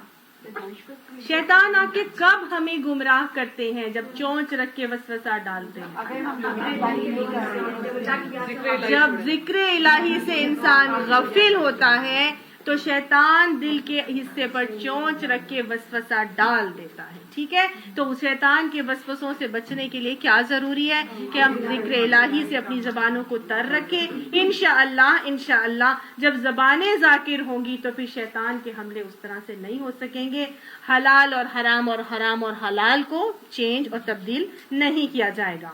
تو اللہ نے فرمایا کہ کیا کرو، اپنے چہرے کو اللہ کی طرف کر دو، سنگل ٹریک مائنڈڈ ہو کر، فوکسڈ ہو کر اس کی اطاعت کا پلہ پکڑ لو. وہ تمہارا دین جو تمہیں دے رہا ہے وہ تمہارا دین فطرت ہے، اس کے اوپر چلنا تمہارے لیے بالکل مشکل نہیں ہوگا. اللہ لا تبدیل لخلق اللہ، اللہ کی تخلیق بدل نہیں سکتی. اللہ کی بنائی ہوئی ساخت بدل نہیں سکتی، اللہ کی بنائی ہوئی تخلیق نہیں بدل سکتی، اللہ کا بنایا ہوا دین نہیں بدل سکتا، اللہ نہیں بدل سکتا، اللہ کے احکامات نہیں بدل سکتے، اللہ کے ساتھ کسی کو شریک کر لو گے تو وہ بھی نہیں ہو سکتا، تو گویا کچھ بھی بدل نہیں سکتا۔ اللہ نے جو چیز جیسے تخلیق کر دی ہے وہ ویسی ہی رہے گی۔ انسانی جسم کے حوالے سے بھی کوئی تخلیق میں تغیر اور تبدیلی نہیں لا سکتا۔ ہاں، جیسے کہ پلاسٹک سرجریز میں بہت ساری چیزیں انوینٹ کر دی گئی ہیں اور کی گئی ہیں، لیکن اللہ نے جو تخلیق ہماری بنا دی ہمیں اسی طرح رہنا ہے۔ مائیکل جیکسن کی مثال آپ کے سامنے ہے، اس نے اللہ کی بنائی ہوئی ساخت میں تغیر اور تبدیلی کرنے کی ناجائز کوششیں کی، اور نتیجتاً کیا ہوا؟ اس کی سکن پھٹتی چلی گئی، اس کو سکن کینسر ہو گیا اور وہ آہستہ آہستہ مر گیا۔ جو ناجائز چینجز کرتے ہیں، ہاں اگر آپ کا کوئی ایکسیڈنٹ ہو گیا ہے، آپ کو کوئی ایسڈ گرا دیا ہے، تو پھر تو کاسمیٹک سرجری کر کے اس کو ریپیئر کروانا ایک ٹریٹمنٹ کے اوپر آتا ہے، لیکن خواہ مخواہ رائنوپلاسٹی کر کے اپنی ناک کو پتلا کروانا، فلنگ کروا کے اپنے ان کو بوٹاکس کرا کے اپنے فلرز ڈلوا کے اپنے آپ کو ینگ بنانا، یا یہ کہ اپنی اسمائل فکس کروانا، یا آنکھوں کو بڑا کروانا، یا ہونٹ کو موٹا کروانا، اللہ کی تخلیق بدل نہیں سکتی۔ یہ جو کروا لیں گے تھوڑی دیر کے بعد واپس اسی پر آ جائیں گے۔ تو اللہ کی نہ جسمانی طور سے ساخت چینج ہو سکتی ہے، نہ ہی کوئی کیا کہتے ہیں اللہ کے احکامات کی ساخت کو چینج کر سکتا ہے۔ ہم ایک بہت ہے بال جو ڈائی کراتے ہیں، پھر کیا ہوتا ہے؟ کیا ہمیشہ رہتے ہیں؟ ویسے نہیں ہو سکتے نا، مصیبت ہی پڑی رہتی ہے، پھر اس کے بعد پھر آپ اس کو صحیح کراتے رہتے ہیں، پھر بار بار کراتے رہتے ہیں، پھر وہ آہستہ آہستہ ہاں وہ پرماننٹ نہیں کر سکتے۔ جو اللہ نے بنا دیا 6 سال بھی آپ ڈائی کراتے رہیں گے، اس کے بعد وہی نکلے گا جو آپ کا اوریجنل کلر تھا۔ ایک اور اللہ کی بنائی ہوئی ساخت میں تغیر اور تبدیلی جو بہت کامنلی کی جاتی ہے، ہر قرآن پڑھنے والی بھی کرتی ہوئی نظر آتی ہے، اور وہ ہے آئی بروز بنانا بھی اللہ کی ساخت میں تبدیلی کرنا ہے، اور یہ وہ گناہ ہے جس پر آپ صلی اللہ علیہ وآلہ وسلم نے لعنت کے الفاظ بتائے۔ جن کاموں کے اوپر اللہ سبحانہ تعالیٰ لعنت کے الفاظ بتا دیتے ہیں وہ کام کبیرہ گناہ ہو جاتے ہیں۔ شیطان نے جب اللہ تعالیٰ سے مکالمہ کیا تھا تو اس نے اللہ تعالیٰ سے یہ وعدہ لیا تھا اور کہا تھا کہ میں وَلَآمُرَنَّهُمْ، میں ان کو حکم دوں گا کہ وہ میرے حکم سے خدائی ساخت میں تبدیلی کریں گے۔ شیطان انسان کو حکم دیتا ہے، اور وہ لڑکی جو قرآن پڑھنے والی ہے وہ جاتی ہے اور آرام سے جا کے پارلر والی لڑکی عورت کے سامنے بیٹھ جاتی ہے، اور وہ نعوذ باللہ یہ کہنا چاہ رہی ہوتی ہے کہ اللہ المصور جو ہے نا، اس نے میری شکل کے اوپر یہ پورشن جو ہے نا وہ ٹھیک نہیں بنایا، تو تم ایک عام سی لڑکی تم زیادہ خوبصورت بنا سکتی ہو، میری ایسی شکل نہ میرے شوہر کو قابل قبول ہے، نہ میرے گھر والوں کو، نہ میری دوستوں کو، کسی کو بھی قابل قبول نہیں ہے، تم اس کو ذرا شیپ کر کے اس کو چینج کر دو اور اس کو مجھے تھوڑی قابل قبول بنا دو۔ ہم یہی ان ادر ورڈز ہم یہی کہنا چاہ رہے ہوتے ہیں کہ نہیں؟ اللہ نے جیسے ہمیں بنا دیا، جیسے وہ ہمیں چاہتا تھا اس نے ہمیں بنا دیا، اور اللہ تعالیٰ خود کہتا ہے فَتَبَارَكَ اللَّهُ أَحْسَنُ الْخَالِقِينَ، بہت ہی خوبصورت بنانے والا ہے، احسن الخالقین ہے اور بہت برکت والا ہے۔ اس کی باتوں کو ایز اٹ از ایکسپٹ کرو، جیسے اس نے تمہیں بنایا اس پہ خوش رہو، جیسے وہ چاہتا تھا تمہیں ویسے بنایا اس نے۔ ہاں، صرف اور صرف چہرے کے بال اتارنے کے حوالے سے ہے کہ چہرے کے بال، ماتھے کے بال، جو مسٹاش اور جو نیچے جو آ جاتے ہیں داڑھی کے بال، یہ ایک مینلی لک دیتے ہیں، ان کو صرف اتارنے کا حکم تو نہیں ہے، ان کو اتارنے کی اجازت ہی اللہ تک موجود ہے۔ حضرت عائشہ کے پاس اسی طرح خواتین آئیں اور انہوں نے آ کے اس طرح سے اجازت لی، تو انہوں نے کہا ٹھیک ہے کر سکتی ہو، لیکن تکلیف کو کم سے کم کرو، ٹھیک ہے؟ یعنی خام میں تکلیف میں جانے کی ضرورت نہیں، جس حد تک تکلیف کو کم کر سکتی ہو تو اتنا کم کر لو۔ ہاں آئی بروز میں پلکنگ کرنا، یہ شیپ دینا اور اس میں اللہ کی بنائی ہوئی ساخت میں تغیر یا تبدیلی کرنا، اس کی ہرگز بھی اجازت نہیں ہے، کیونکہ اس کے لیے واضح طور پر حدیث موجود ہے. ٹھیک ہے، تو اس کے لیے بھووں کو بنانے کے حوالے سے جو متنمسات کا لفظ کو حدیث میں آتا ہے، جس کو وہ آلہ کہا جاتا ہے، جس کو ہم ٹویزر کہتے ہیں، جس سے ہم پلکنگ کرتے ہیں اور ایک ایک آئی برو کا بال کھینچ کھینچ کر نکالا جاتا ہے، چاہے وہ آپ آلے سے نکالیں، کسی اوزار سے نکالیں یا دھاگے سے نکالیں، بال تو پلکی کر کے نکالے جاتے ہیں نا، تو اس کی اجازت ہرگز بھی نہیں ہے. لا تبدیل لخلق اللہ ذالک الدین القیم، یہی بالکل درست اور راست دین ہے، مگر اکثر لوگ جانتے نہیں ہیں. قائم ہو جاؤ اس بات پر، منیبین الیہ، رجوع کر لو، انابت کر لو اللہ کی طرف. ابھی تک بھی غلطیاں کرتے آئے تو کوئی بات نہیں، کوئی بات نہیں، ابھی تک بھی انابت کر لو، اللہ کی طرف پلٹ جاؤ، اللہ کی طرف مڑ جاؤ، رجوع کر لو اللہ کی طرف. واتقوہ، اور اسی ہی سے تقویٰ کرو، اسی کا تقویٰ کرو اور اسی سے ڈرو. واقیموا الصلاۃ، اور نمازوں کو قائم کرو. ولا تکونوا من المشرکین، اور مشرکوں میں سے مت ہو جانا. اللہ تعالیٰ نے مجھے آپ کو پھر ایک امید دلا دی، اللہ تعالیٰ نے پھر مجھے اور آپ کو ایک آس دلا دی کہ ابھی تک بھی ایسے کر رہے تھے تو پھر بھی کوئی بات نہیں، ابھی بھی تمہارے پاس مہلت عمل موجود ہے، تمہاری پاس زندگی کا مقرر مدت موجود ہے. تم آج بھی اللہ کی طرف انابت کر کے پلٹ جاؤ، اللہ کی طرف رجوع کر لو. غلط اعمال کرتے تھے تو کوئی بات نہیں، کچھ نہیں ہوتا، میرے سے ڈرو، میرا تقویٰ کرو، دوسرے شرک کو نکال دو اپنے دماغوں سے اور قائم ہو جاؤ نماز کے اوپر. نماز کو قیام کرنے کو کیوں کہا گیا؟ ان الصلاۃ تنہا عن الفحشاء والمنکر، پیچھے ہی پڑھ کر آئے نا کہ بے شک نماز فحش اور منکرات سے روک دے گی. لہٰذا نمازوں کو پکڑ لو، نمازوں کو تھام لو، اللہ کے تقوی اور اللہ کے ڈر کو اپنے اندر راسخ کر کے چلو، اللہ کی طرف رجوع کر لو. شرک مت کرنا. من الذین فرقوا دینہم، ان لوگوں سے اور نہ ہو جاؤ ان مشرکین میں سے جنہوں نے اپنا دین الگ الگ بنا لیا ہے اور گروہوں میں بٹ گئے ہیں، اور ہر گروہ کے پاس جو کچھ ہے اسی میں وہ مگن ہے. یعنی سمجھ رہے ہیں ہم جو کر رہے ہیں بالکل ٹھیک ہے، ہر گروہ یہی سمجھ رہے ہیں، یہودی سمجھ رہے ہیں ہم ٹھیک ہے، عیسائی سمجھتے ہیں ہم ٹھیک ہیں. پھر بھی کیا ہوا؟ اللہ کے نبی فرماتے ہیں یہودیوں کے 71 فرقے ہوئے، عیسائیوں کے 72 فرقے ہوئے، لیکن میری امت کے 73 فرقے ہوں گے، اور ہر کوئی سمجھے گا میں ہی صحیح ہوں. وہ بھی اپنے آپ کو صحیح سمجھتے ہیں اور ہمارا بھی آج یہی حال ہے. ہم فرقوں میں بٹ گئے، اپنا اپنا دین الگ الگ بنا لیا، ہر گروہ کے پاس جو کچھ ہے بس وہ اسی میں مگن ہے. اللہ سبحانہ تعالیٰ ایک ہی طریقہ بتا رہے ہیں، کیا کرو؟ مسلم حنیف بن کر، یکسو ہو کر اپنا رخ کس طرف کر لو؟ اللہ کی طرف. شرک نہیں کرنا، باقی ساری چیزوں کا اپس اینڈ ڈاؤنز، باقی ساری چیزوں کے سارے معاملات، باقی ساری چیزوں کے اختلافات اللہ تعالیٰ قرآن آخرت میں خود ہی بتا دیں گے. ٹھیک ہے، ہم نے کیا کرنا ہے؟ شرک نہیں کرنا. ہم نے کیا کرنا ہے؟ اپنا فوکس آخرت کی طرف رکھنا ہے. ہم نے کیا کرنا ہے؟ اللہ کی طرف رجوع کرنا ہے، اللہ کا تقوی رکھنا ہے، نماز کو پکڑ لینا ہے، قرآن کو پڑھتے چلے جانا ہے، اہدنا الصراط المستقیم کی دعا کرتے ہوئے. اللہ تعالیٰ خود ہی انگلی پکڑ کے سیدھے راستے پر ہمیں چلا دے گا. یہ اللہ کا وعدہ ہے. اللہ تعالیٰ ہمیں سیدھے راستے پر چلا دے. اللہ دین میں جو کنفیوژنز کا شکار ہیں، اللہ ہمیں ان کنفیوژن سے بچا. اللہ تعالیٰ ہمارے دل کو شرح صدر عطا فرما، اور اللہ تعالیٰ ہمیں قائم ہو کر دین حنیف کے اوپر مسلم حنیف کی طرح چلا دے. اللہ ہماری فطرت سنوار دے، اللہ ہماری فطرت کے اوپر ہمیں چلنا آسان کر دے، اور اللہ دین فطرت کو اپنانا بھی ہمارے لیے آسان بنا دے.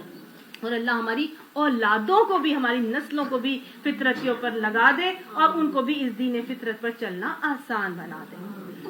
لوگوں کا حال یہ ہے کہ جب انہیں کوئی تکلیف پہنچتی ہے تو اپنے رب کی طرف رجوع کر کے اسے پکارتے ہیں، پھر جب وہ کچھ اپنی رحمت کا ذائقہ انہیں چکھا دیتا ہے تو یکایک ان میں سے کچھ لوگ شرک کرنے لگ جاتے ہیں تاکہ ہمارے کیے ہوئے احسان کی ناشکری کریں. اچھا مزے کر لو، ان قریب تمہیں معلوم ہو جائے گا کیا ہم نے کوئی دلیل اور سند ان پر نازل کی ہے جو شہادت دیتی ہو اس شرک کی صداقت پر جو یہ کر رہے ہیں. ایک رویہ انسان کا بتا رہے ہیں اللہ تعالیٰ کہ جب تکلیف پہنچتی ہے انسان کے اوپر تو وہ رجوع کر کے فوراً انابت کر کے اللہ کی طرف پلٹتا ہے.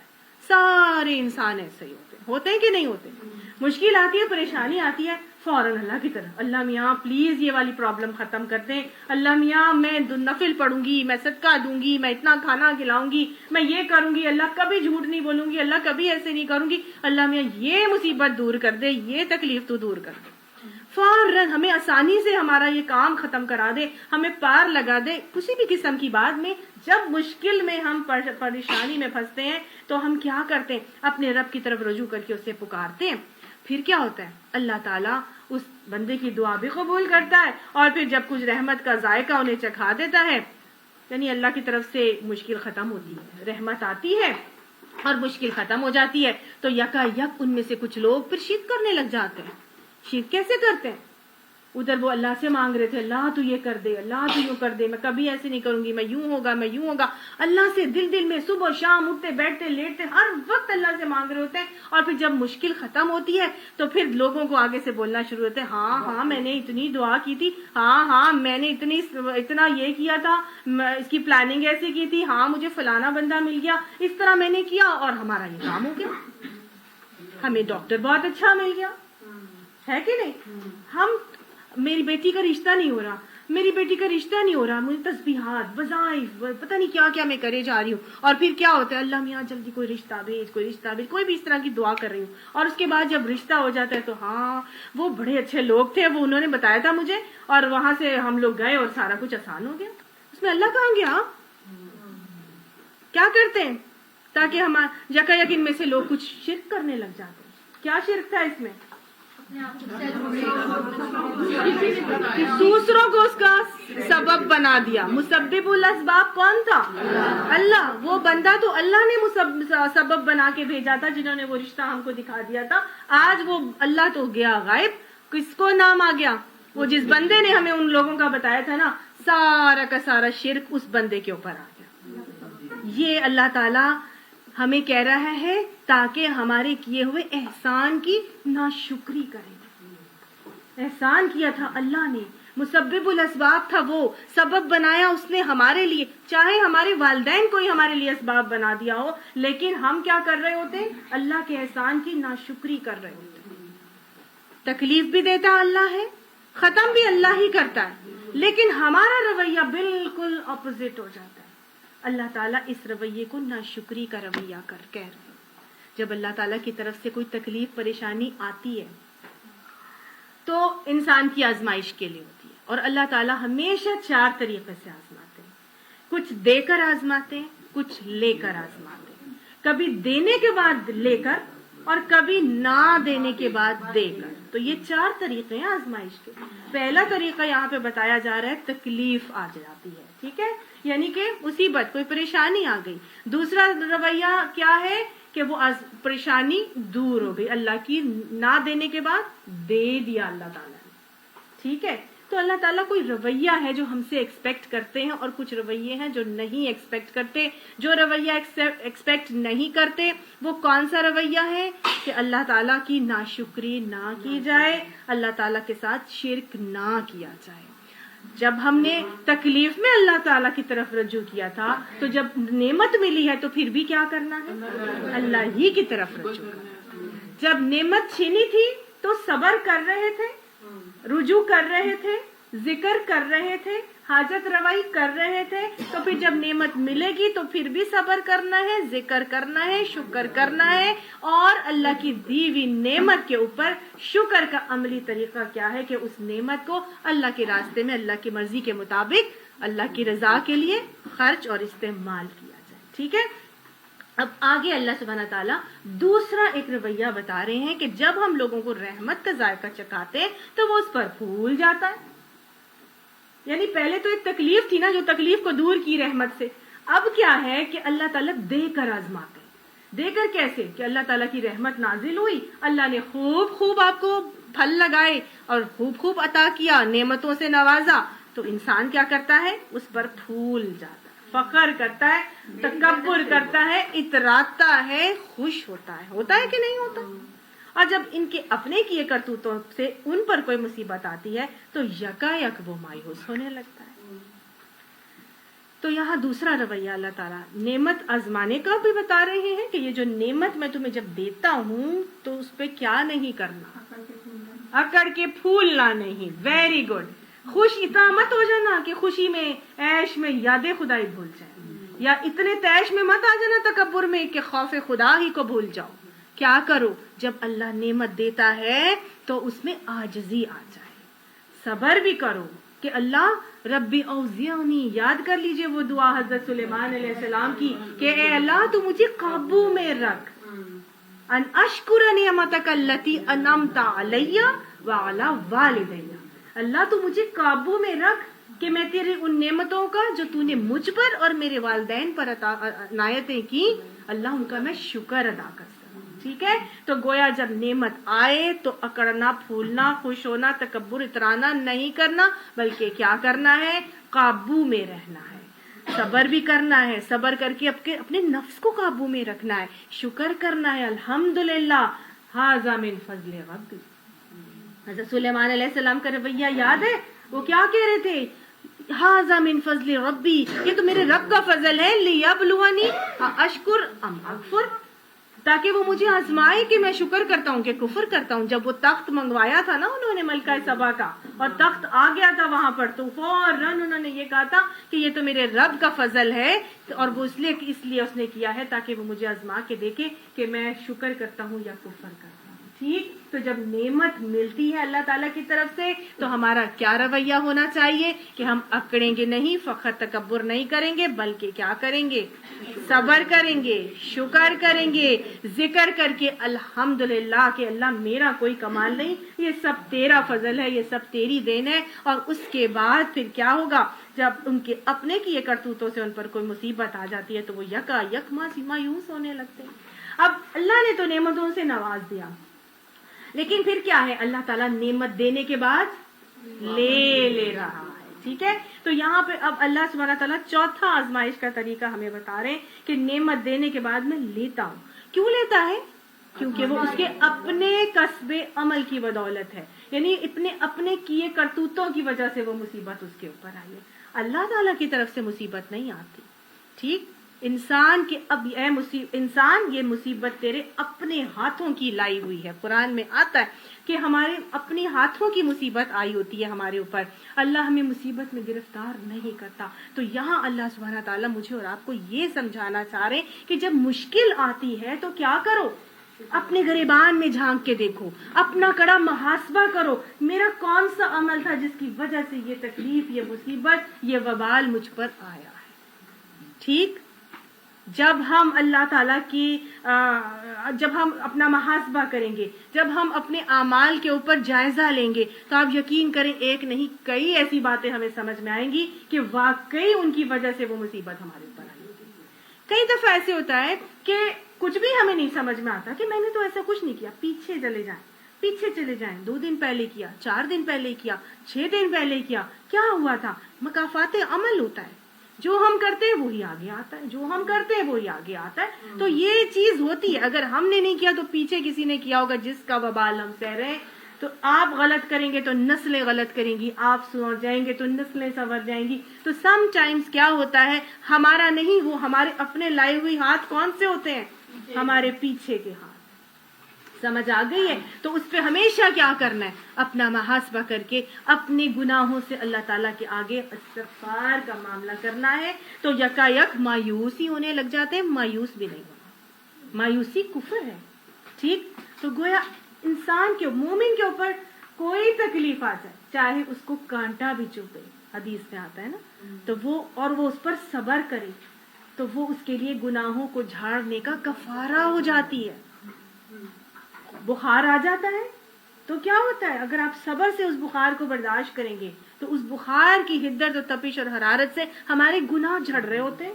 ہمیں پتہ ہے اس بات کا، ہم لوگ تو اول فول بکنا شروع ہو جاتے ہیں، میرے اوپر ہی مصیبت آنی تھی، میرے ساتھ ہی ایسے ہونا تھا. پتہ نہیں اللہ سبحانہ تعالیٰ، میں نے پہلے بھی بتایا تھا نا کہ کتنا اللہ تعالیٰ کی آزمائشوں کے آزمانے کے طریقے ہیں، اور اللہ مومن کو ریفائنڈ کرنا چاہتے ہیں، گرائنڈ کر کے پالش کر کے اس کو انمول بنانا چاہتے ہیں، اس کو ہیرا اور کندن بنانا چاہتے ہیں، اس کو نہایت قیمتی بنانا چاہتے ہیں. اسی لیے اللہ سبحانہ تعالیٰ بار بار آزمائشوں کی بھٹی میں سے اس کو گزارتے جاتے ہیں. اب یہ کمی ہے، اور رگڑا دے دو، یہ بھی کمی نکلے گی، اور رگڑا دے دو، یہ بھی کمی نکلے گی. ایسی جیسے کہ ایک ڈائر جب رنگ چڑھاتا ہے ہمارے کپڑے کے اوپر تو کیسے کپڑے کو بار بار بھگوتا ہے، بار بار پکاتا ہے، پھر نکال کے سکھا کے دیکھتا ہے رنگ آ گیا، نہیں ابھی بھی نہیں، ابھی بھی ڈالو اور پکاؤ. تو اگر جلدی نکال دے گا تو وہ رنگ کچا ہوگا، وہ رنگ پکا نہیں چڑھے گا، ہے نا. بالکل اللہ سبحانہ تعالیٰ پکا رنگ اپنا چڑھانا چاہتا ہے، ہمیں ریفائن کر کے کندن اور ہیرا بنانا چاہتا ہے. تو اللہ تعالیٰ آزمائشوں کی بھٹی میں پکاتا رہتا ہے. اور پھر کیا ہوتا ہے، ہم ہر دفعہ جب یہ سوچیں گے میرا کیا غلطی تھی، میں نے کون سا گناہ کیا تھا، ہمارے تو انشاءاللہ درجات بلند ہوں گے ہی ہوں گے، لیکن ہمارے اندر سے وہ کمیاں، کوتاہیاں، وہ لغزشیں، وہ گناہ، وہ سارے جھڑتے چلے جائیں گے، اور آہستہ آہستہ ہمیں پتہ بھی نہیں چلے گا، اور ہم بالکل پیور اور ریفائنڈ کندن اور ہیرا بن جائیں گے انشاءاللہ.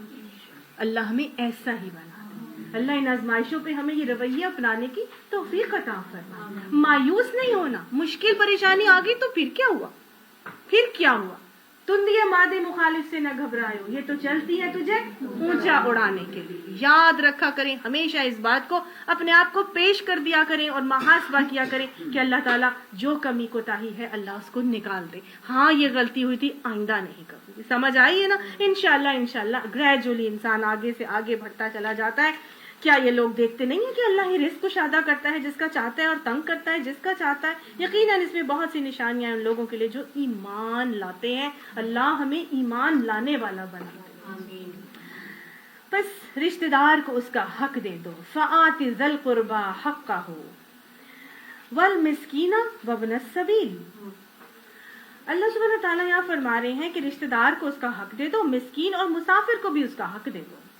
اب تمہیں جو میں نے اتنا زیادہ آزمایا ہے، اور میں نے تمہیں اتنا زیادہ اپنے فضل سے نعمتوں میں رکھا ہے، تمہیں اتنا عطا فرمایا ہے کہ تمہیں تمہاری ضرورت سے زائد بڑھ کر دیا ہے، لیکن تمہارا حال کیا ہے؟ تم تو فخر سے عیش میں یاد خدا ہی بھول گئے ہو، تم تو دوسروں کو اس کا حق دینا ہی بھول گئے ہو، تم تو لوگوں کے ساتھ تکبر اور فخر جتا کے بھول گئے ہو، اور تم تو خوف خدا بھی بھول گئے ہو عیش میں آ کر.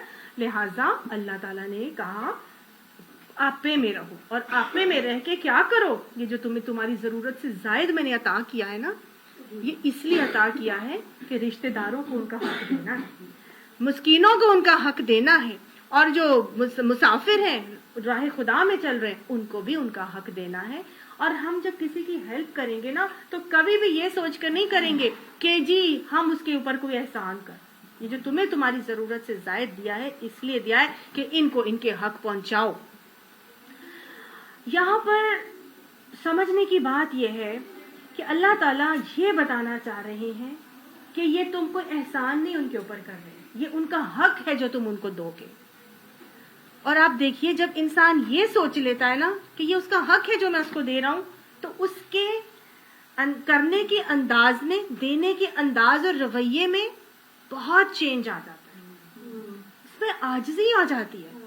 جب انسان یہ سوچ کے دیتا ہے نا، ہاں جاؤ 2000 لے لو تم، ہاں ٹھیک ہے 10,000 اس کو دے دو، ٹھیک ہے. اور اس وقت کیا ہوتا ہے، پھر وہ دوسری دفعہ آ جائے دوبارہ مانگنے کے لیے، آپ کا رشتہ دار ہی ہے کوئی، تو آپ آگے سے کہیں گے ہر وقت آ جاتے ہو تمہیں پچھلی دفعہ پہ تو دیا تھا میں نے، ٹھیک ہے. اور جب آپ یہ سمجھتے ہیں کہ یہ تو اس کا حق ہے، میں کچھ بھی نہیں کر رہا، یہ تو اللہ نے مجھے دیا ہی میری ضرورت سے زیادہ اس لیے کہ یہ اس کا حق ہے، اس کو پہنچانا ہے، وہ 10 دفعہ بھی آئے گی آپ اس کو دیتے رہیں. آپ کبھی بھی احسان جتا کے دکھ دے کے اپنے صدقے کو ضائع نہیں کریں گے نا، خوش دلی سے دیتے رہیں، کیونکہ آپ کو پتہ ہے تو اس کا حق ہے. جو آپ کے پاس ضرورت، میری ساری ضرورتیں پوری ہو رہی ہیں، اس کا حق ہے، اس کو مل گیا، ٹھیک ہے جاؤ، اللہ خیر سے اللہ آپ کے رویے میں تبدیلی آ جائے گی. تو اللہ تعالیٰ یہاں مجھے اور آپ کو سمجھا رہے ہیں کہ رشتہ داروں کا حق ہے، تم ان کو دو ان کا حق. صرف مالی حق نہیں ہوتا رشتہ داروں کا، اور کون سا حق بھی ہوتا ہے؟ مشورہ دینا، ان کے ساتھ ہمدردی کرنا، ان کو وقت دینا، ان کو توجہ دینا، ان کو اہمیت دینا، یہ سب بھی کیا ہے؟ یہ ان کا حق ہے جو ہم ان کو دیں گے۔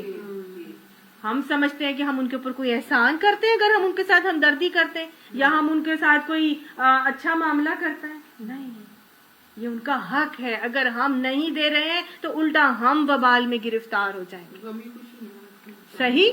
تو یہاں پر اگر ہم رشتہ داروں کے ساتھ کچھ کر رہے ہیں تو اللہ نے صاف بتا دیا کہ فَآتِ ذِی الْقُرْبَى حَقَّهُ، رشتہ داروں کو، ذی القربا کو کیا دو؟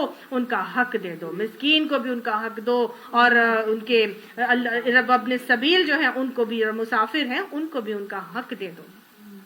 یاد رکھیے گا، انسان شاید مسافروں کو بھی دے دے گا، شاید مسکینوں کو بھی دے دے گا، لیکن رشتہ داروں کو نہیں دیتا۔ رشتہ داروں کو دینے سے وہ ہمیشہ خائف ہو جاتا ہے اور پیچھے ہو جاتا ہے، حالانکہ جنت میں جانے والے اعمال جو نبی صلی اللہ علیہ وسلم نے بتائے تھے ان میں سے ایک عمل یہ تھا کہ رشتہ داروں کے ساتھ حسن سلوک کرو، صلہ رحمی کرو۔ انسان کے اعمال اوپر نہیں جاتے، پیر اور جمعرات کو اعمال اللہ تعالیٰ کے حضور پیش کیے جاتے ہیں، سوائے ان لوگوں کے اعمال روک لیے جاتے ہیں جو آپس میں رشتہ دار لڑے ہوئے ہوتے ہیں۔ جو رشتہ دار آپس میں لڑے ہوئے ہوتے ہیں ان کے اعمال نامے اللہ کے حضور نہیں پیش کیے جاتے۔ اللہ کے نبی نے فرما دیا تھا لا يدخل الجنت قاطع الرحم، قطع رحمی کرنے والا، رشتہ داروں کے ساتھ نہ ملنے والا کیسا ہے؟ جنت میں داخل نہیں ہو سکتا۔ تو ہم تو قطع رحمی کر کے بیٹھے ہیں، ہم ان کو حق ان کا کیسے دیں گے؟ اللہ تو کہہ رہا ہے یہ ان کا حق ہے جو تم ان کو دو گے، یہ تم احسان کر کے ان سے نہیں ملتے۔ اور طریقہ بتا دیا تھا نا کہ جو تجھ سے کٹے اس سے جڑو، جو تجھ پر زیادتی کرے اسے معاف کرو، جو تجھے نہ دے اس کو دے، یہ ہے طریقہ۔ ہم کہتے ہیں نہیں وہ میری جٹھانی نے دیا تھا میں اس کو دوں گی، نہیں میری نند میرے لیے یہ لائی تھی میں اس کو کر دوں گی، نہیں وہ نہیں لے کر آئی میں کیوں کروں؟ ہم تو یہ کرتے ہیں نا، ہم تو یہ کر کے مل رہے ہوتے ہیں۔ یہ ان کا حق ہے جو ہم انہیں دیں گے، ہم ان پہ کوئی احسان نہیں کرتے، ہم ان کا حق ہوتا ہے، ان کو ہم نے وقت بھی دینی ہے، توجہ بھی دینا ہے، اہمیت بھی دینی ہے، مشورے بھی دینے ہیں، ان کو اچھی باتیں بھی بتانی ہیں، ان کو نصیحتیں بھی کرنی ہیں، ان کو قرآن کی محفلوں میں لانا بھی ہے، یہ بھی ان کا حق ہے، ان کے لیے دعا کرنا ہے، یہ بھی ان کا حق ہے۔ ہم تو صرف مالی حق کی بات کرتے ہیں، تحفے تحائف کی بات کرتے ہیں، ہم صرف مدد امداد کی بات کرتے ہیں، یہ سب بھی ان کے حق ہیں جو ہم نے ان کو دینے۔ اگر ہم نہیں دے رہے تو پھر آخرت میں اللہ سبحانہ تعالیٰ ان کے حقوق، جن کو حقوق نہیں دیے ہوں گے، آخرت میں ان کے حقوق ان کو دلوا کے چھوڑے گا۔ ایسا نہ ہو کہ کہیں آخرت میں ہمارا گریبان پکڑ لے اور ہم سے کہیں کہ جی میرا یہ حق فلاں وقت میں اس نے نہیں دیا تھا، مجھے اتنی سخت ضرورت تھی اور اس نے مجھے اس دن آ کے پوچھا بھی نہیں۔ پھر نیکیوں میں سے جائے گا، پھر انسان کی نیکیاں اس دن اس کو دے دی جائیں گی، وہی جو امت کا مسکین ہو جائے گا، خود بہت بہت چیزیں لے کر آئے گا لیکن حق مارا ہوگا۔ یاد ہے وہ حدیث آپ کو؟ تو پھر وہ آئیں گے اپنے حقوق کا تقاضا کریں گے، تو پھر اس شخص کے پاس جب سب کچھ ختم ہو جائے گا، اپنی ساری نیکیاں دے دے کے فارغ ہو جائے گا، تو پھر ان لوگوں کی برائیاں اس شخص کے پلڑے میں ڈلنا شروع ہو جائیں گی اور یہ شخص امت کا مسکین ہو جائے گا۔ اللہ ہمیں امت کے مسکین ہونے سے محفوظ فرمائے۔ اللہ تعالیٰ آگے فرماتے ہیں یہ طریقہ بہتر ہے ان لوگوں کے لیے جو اللہ کی خوشنودی چاہتے ہیں، وَأُولَٰئِکَ هُمُ الْمُفْلِحُونَ، اور یہی لوگ فلاح پانے والے۔ گویا فلاح کا نسخہ اللہ نے بتا دیا۔ کیا ہے فلاح کا نسخہ؟ کسی کے ساتھ بھی اچھائی کرو تو احسان سمجھ کے نہ کرو، کیا کرو؟ اس کا حق سمجھ کے اس کو دو۔ تمہارے انداز میں ہی تبدیلی آ جائے گی، تمہارا رویہ ہی بدل جائے گا، تمہارا ٹوٹل بیہیویئر اور ایٹیٹیوڈ ہی چینج ہو جائے گا جب تمہیں پتا ہوگا کہ یہ اس کا حق ہے۔ پھر تمہارے اندر یہ چیز نہیں ہوگی کہ یہ تو میں تو احسان کر رہی ہوں اس کے اوپر، نہیں، یہ تو اس کا حق تھا جو میں نے اس کو دیا۔ ٹوٹلی ہمارے رویے میں چینج آ جائے گا۔ جو سود تم دیتے ہو تاکہ لوگوں کے مال میں شامل ہو جائے، ہو کر وہ بڑھ جائے، اللہ کے نزدیک وہ نہیں بڑھتا۔ یہ وہ آیت ہے سورہ روم کی جو سود کے حوالے سے سود کی کراہت کا پہلا حکم تھا جو مسلمانوں کو دیا گیا تھا۔ سود کا معاملہ عرب کے معاشرے میں بہت رائج تھا، ان کی گھٹی میں پڑا ہوا تھا۔ اب آہستہ آہستہ آہستہ سود کے لیے بھی پہلے ان کے دلوں میں کراہت ڈالی گئی. اور زیادہ تر سود جو ہے نا وہ یہودی مہاجن لیا کرتے تھے. یہودیوں کے پاس بہت مال تھا. اس زمانے میں بھی یہودی سونے کے تاجر اور چاندی کے تاجر ہوتے تھے, اور یہ لوگ جو ہے وہ لوہا, سونا اور چاندی, یہ میٹل اور الوائز یہ ان کے ہاتھوں میں تھا. اور سب سے زیادہ جو ہے نا منافع اللہ تعالیٰ نے اسی چیز میں رکھا, اور بہت بہت مال ہوتا تھا ان کے پاس. تو انہوں نے کیا کرنا شروع کیا, سود پہ اپنا مال دینا شروع کیا. ٹھیک, تو وہ سودی کاروبار کا نظام تب سے اسٹارٹ ہوا اور آج بھی ہے. اور آج بھی جو ہے یہ کرسچن ورلڈ کی پیٹرنائزیشن کے ساتھ جب یہودیوں نے بینکنگ سسٹم کا آغاز کیا تھا تو یہودیوں نے ہی کیا تھا انگلینڈ میں. اور آج بھی ورلڈ کی پوری اکانومی کس کے پاس ہے, یہودیوں کے پاس, یہودی لابی کے پاس ہی ہے. تو بیسیکلی اللہ سبحانہ تعالیٰ نے آہستہ آہستہ پھر ان کے دلوں میں یہ کراہت ڈالی. جیسے کہ اللہ تعالیٰ کا طریقہ تھا کہ گریجولی احکامات نازل کرتے تھے نا, پہلا حکم, پھر دوسرا حکم, پھر تیسرا حکم, فائنل اور حتمی حکم, تاکہ کراہت آ جائے تو ان کو فیلنگ ہو کہ ہاں یہ شاید ٹھیک نہیں ہے چیز. پھر دوسرا حکم آتا, پھر اس کے بعد تیسرا حکم, فائنل حکم آ جاتا اور اس میں روک لگا دی جاتی. تو سود کا جو حکم آیا, فائنل حکم, وہ کس وقت آیا تھا, جب آپ صلی اللہ علیہ وآلہ وسلم خطبہ حجت الوداع دے رہے تھے. اس سے 2 مہینے پہلے یہ سود کا حتمی حکم آیا تھا کہ ذرو ما بقیہ من الربا, کہ چھوڑ دو جو سود باقی رہ گیا. یا ایھا الذین آمنوا ذرو ما بقیہ من الربا, چھوڑ دو جو سود باقی رہ گیا ہے. فإن لم تفعلوا, پس اگر تم ایسا نہیں کرو گے, فأذنوا بحرب من اللہ ورسولہ, پھر اللہ اور اس کے رسول سے جنگ کے لیے تیار ہو جاؤ. جب یہ حکم آیا تھا تو اللہ کے نبی نے حجت الوداع سے 2 مہینے پہلے یہ حکم آیا تھا, لیکن آپ نے اس کا اعلان علی الاعلان اس خطبہ حجت الوداع میں کیا تھا. اور آپ نے فرمایا تھا کہ آج سے میں اپنے گھرانے کے, خاندان کے تمام سود باطل قرار دیتا ہوں. سب سے پہلے میں اپنے چچا عباس کا سود ختم کرتا ہوں, معاف کرتا ہوں. ٹھیک ہے نا, یعنی عباس نے جو سود پہ کیا ہوا تھا نا وہ سب معاف کر دیا میں نے, جس پہ بھی سود بنتا تھا وہ معاف. تو گھرانے سے ابتدا کی پھر آپ صلی اللہ علیہ وسلم. تو ہمیں یہ سمجھنا آتا ہے کہ جب بھی ہم نے کسی کام کا آغاز کرنا ہے تو کس سے کرنا ہے, اپنے آپ سے, اپنے گھرانے سے کرنا ہے. تو جب یہ حکم آیا نا پہلا, تو یہ کیا ہے کہ جو سود تم دیتے ہو تاکہ لوگوں کے اموال میں شامل ہو کر وہ بڑھ جائے, اللہ کے نزدیک وہ نہیں بڑھتا. سود جو ہم دیتے ہیں, کچھ لوگ کہتے ہیں کہ کوئی ایک شخص مجھے ملے, وہ کہنے لگے اللہ تعالیٰ نے سود لینے پر تو پابندی کی ہے لیکن سود دینے پر پابندی نہیں کی. اللہ تعالیٰ نے سود لینے کو منع کیا ہے کہ تم سود مت کھاؤ. سیکنڈ آیت کیا آئی تھی, یہ بڑھتا گھٹتا سود کھانا, بڑھتا چڑھتا سود کھانا چھوڑ دو. یہ سیکنڈ آیت تھی. پہلی آیت کیا آئی ہے, وما آتیتم من ربا, جو سود تم دیتے ہو. پہلے کوئی دے گا تو دوسرا لے گا نا, کیا خیال ہے؟ رشوت دینے والا اور رشوت لینے والا دونوں آگ میں جائیں گے. کوئی دے گا تو دوسرا لے گا نا. تو یہ بالکل بے بنیاد بات ہے. اور ہمارے ایک اسکالر ہیں, وہ یہ بہت اوپنلی کہتے ہیں کہ سود دینے میں کوئی ممانعت نہیں ہے, سود لینے میں ممانعت ہے. سود لیں گے نہیں آپ, لیکن سود دینا منع ہے. اللہ نے یہاں پہ کیا کہا ہے, جو سود تم دیتے ہو, جو سود تم دیتے ہو. اور دیتے ہم کیوں ہیں, سود ہم کیوں دیتے ہیں, تاکہ اللہ نے وجہ بتایا, تاکہ لوگوں کے اموال میں شامل ہو کر وہ بڑھ جائے. ہم بینکنگ سسٹم سے کوئی چیز لون لیتے ہیں, وہ ہمیں لون پہ کوئی چیز دیتا ہے اور ساتھ میں انٹرسٹ لگا دیتا ہے, سود لگا دیتا ہے کہ یہ چیز آپ نے اتنی ضرور ہر مہینے دینی ہے. اب ہم کیوں دیتے ہیں, تاکہ وہ جو مال اس نے ہمیں دیا ہے کنٹینیوس پروفٹ پہ اس کو وہ بڑھتا بڑھتا ملتا رہے, کبھی بھی اس میں گھاٹا نہ آئے. تو انسان جو سود لین دین کا کام کرتا ہے وہ اسی نیت سے کرتا ہے کہ اس مال کے اوپر مجھے کنٹینیوس پروفٹ ملتا جائے گا. ٹھیک ہے نا. اللہ نے سورہ بقرہ میں بتایا تھا کہ یہ لوگ کہتے ہیں, ان کی حالت بالکل باولے کتے کی سی ہو گئی ہے, اور یہ کہتے ہیں کہ تجارت بھی تو آخر سود جیسی چیز ہے. وہ کہتے ہیں تجارت بھی تو مال سے ہی ہوتی ہے نا, مال دیتے ہیں اور وہ مال سے بڑھتا ہے مال. لیکن اللہ تعالیٰ فرماتا ہے حرم اللہ البیع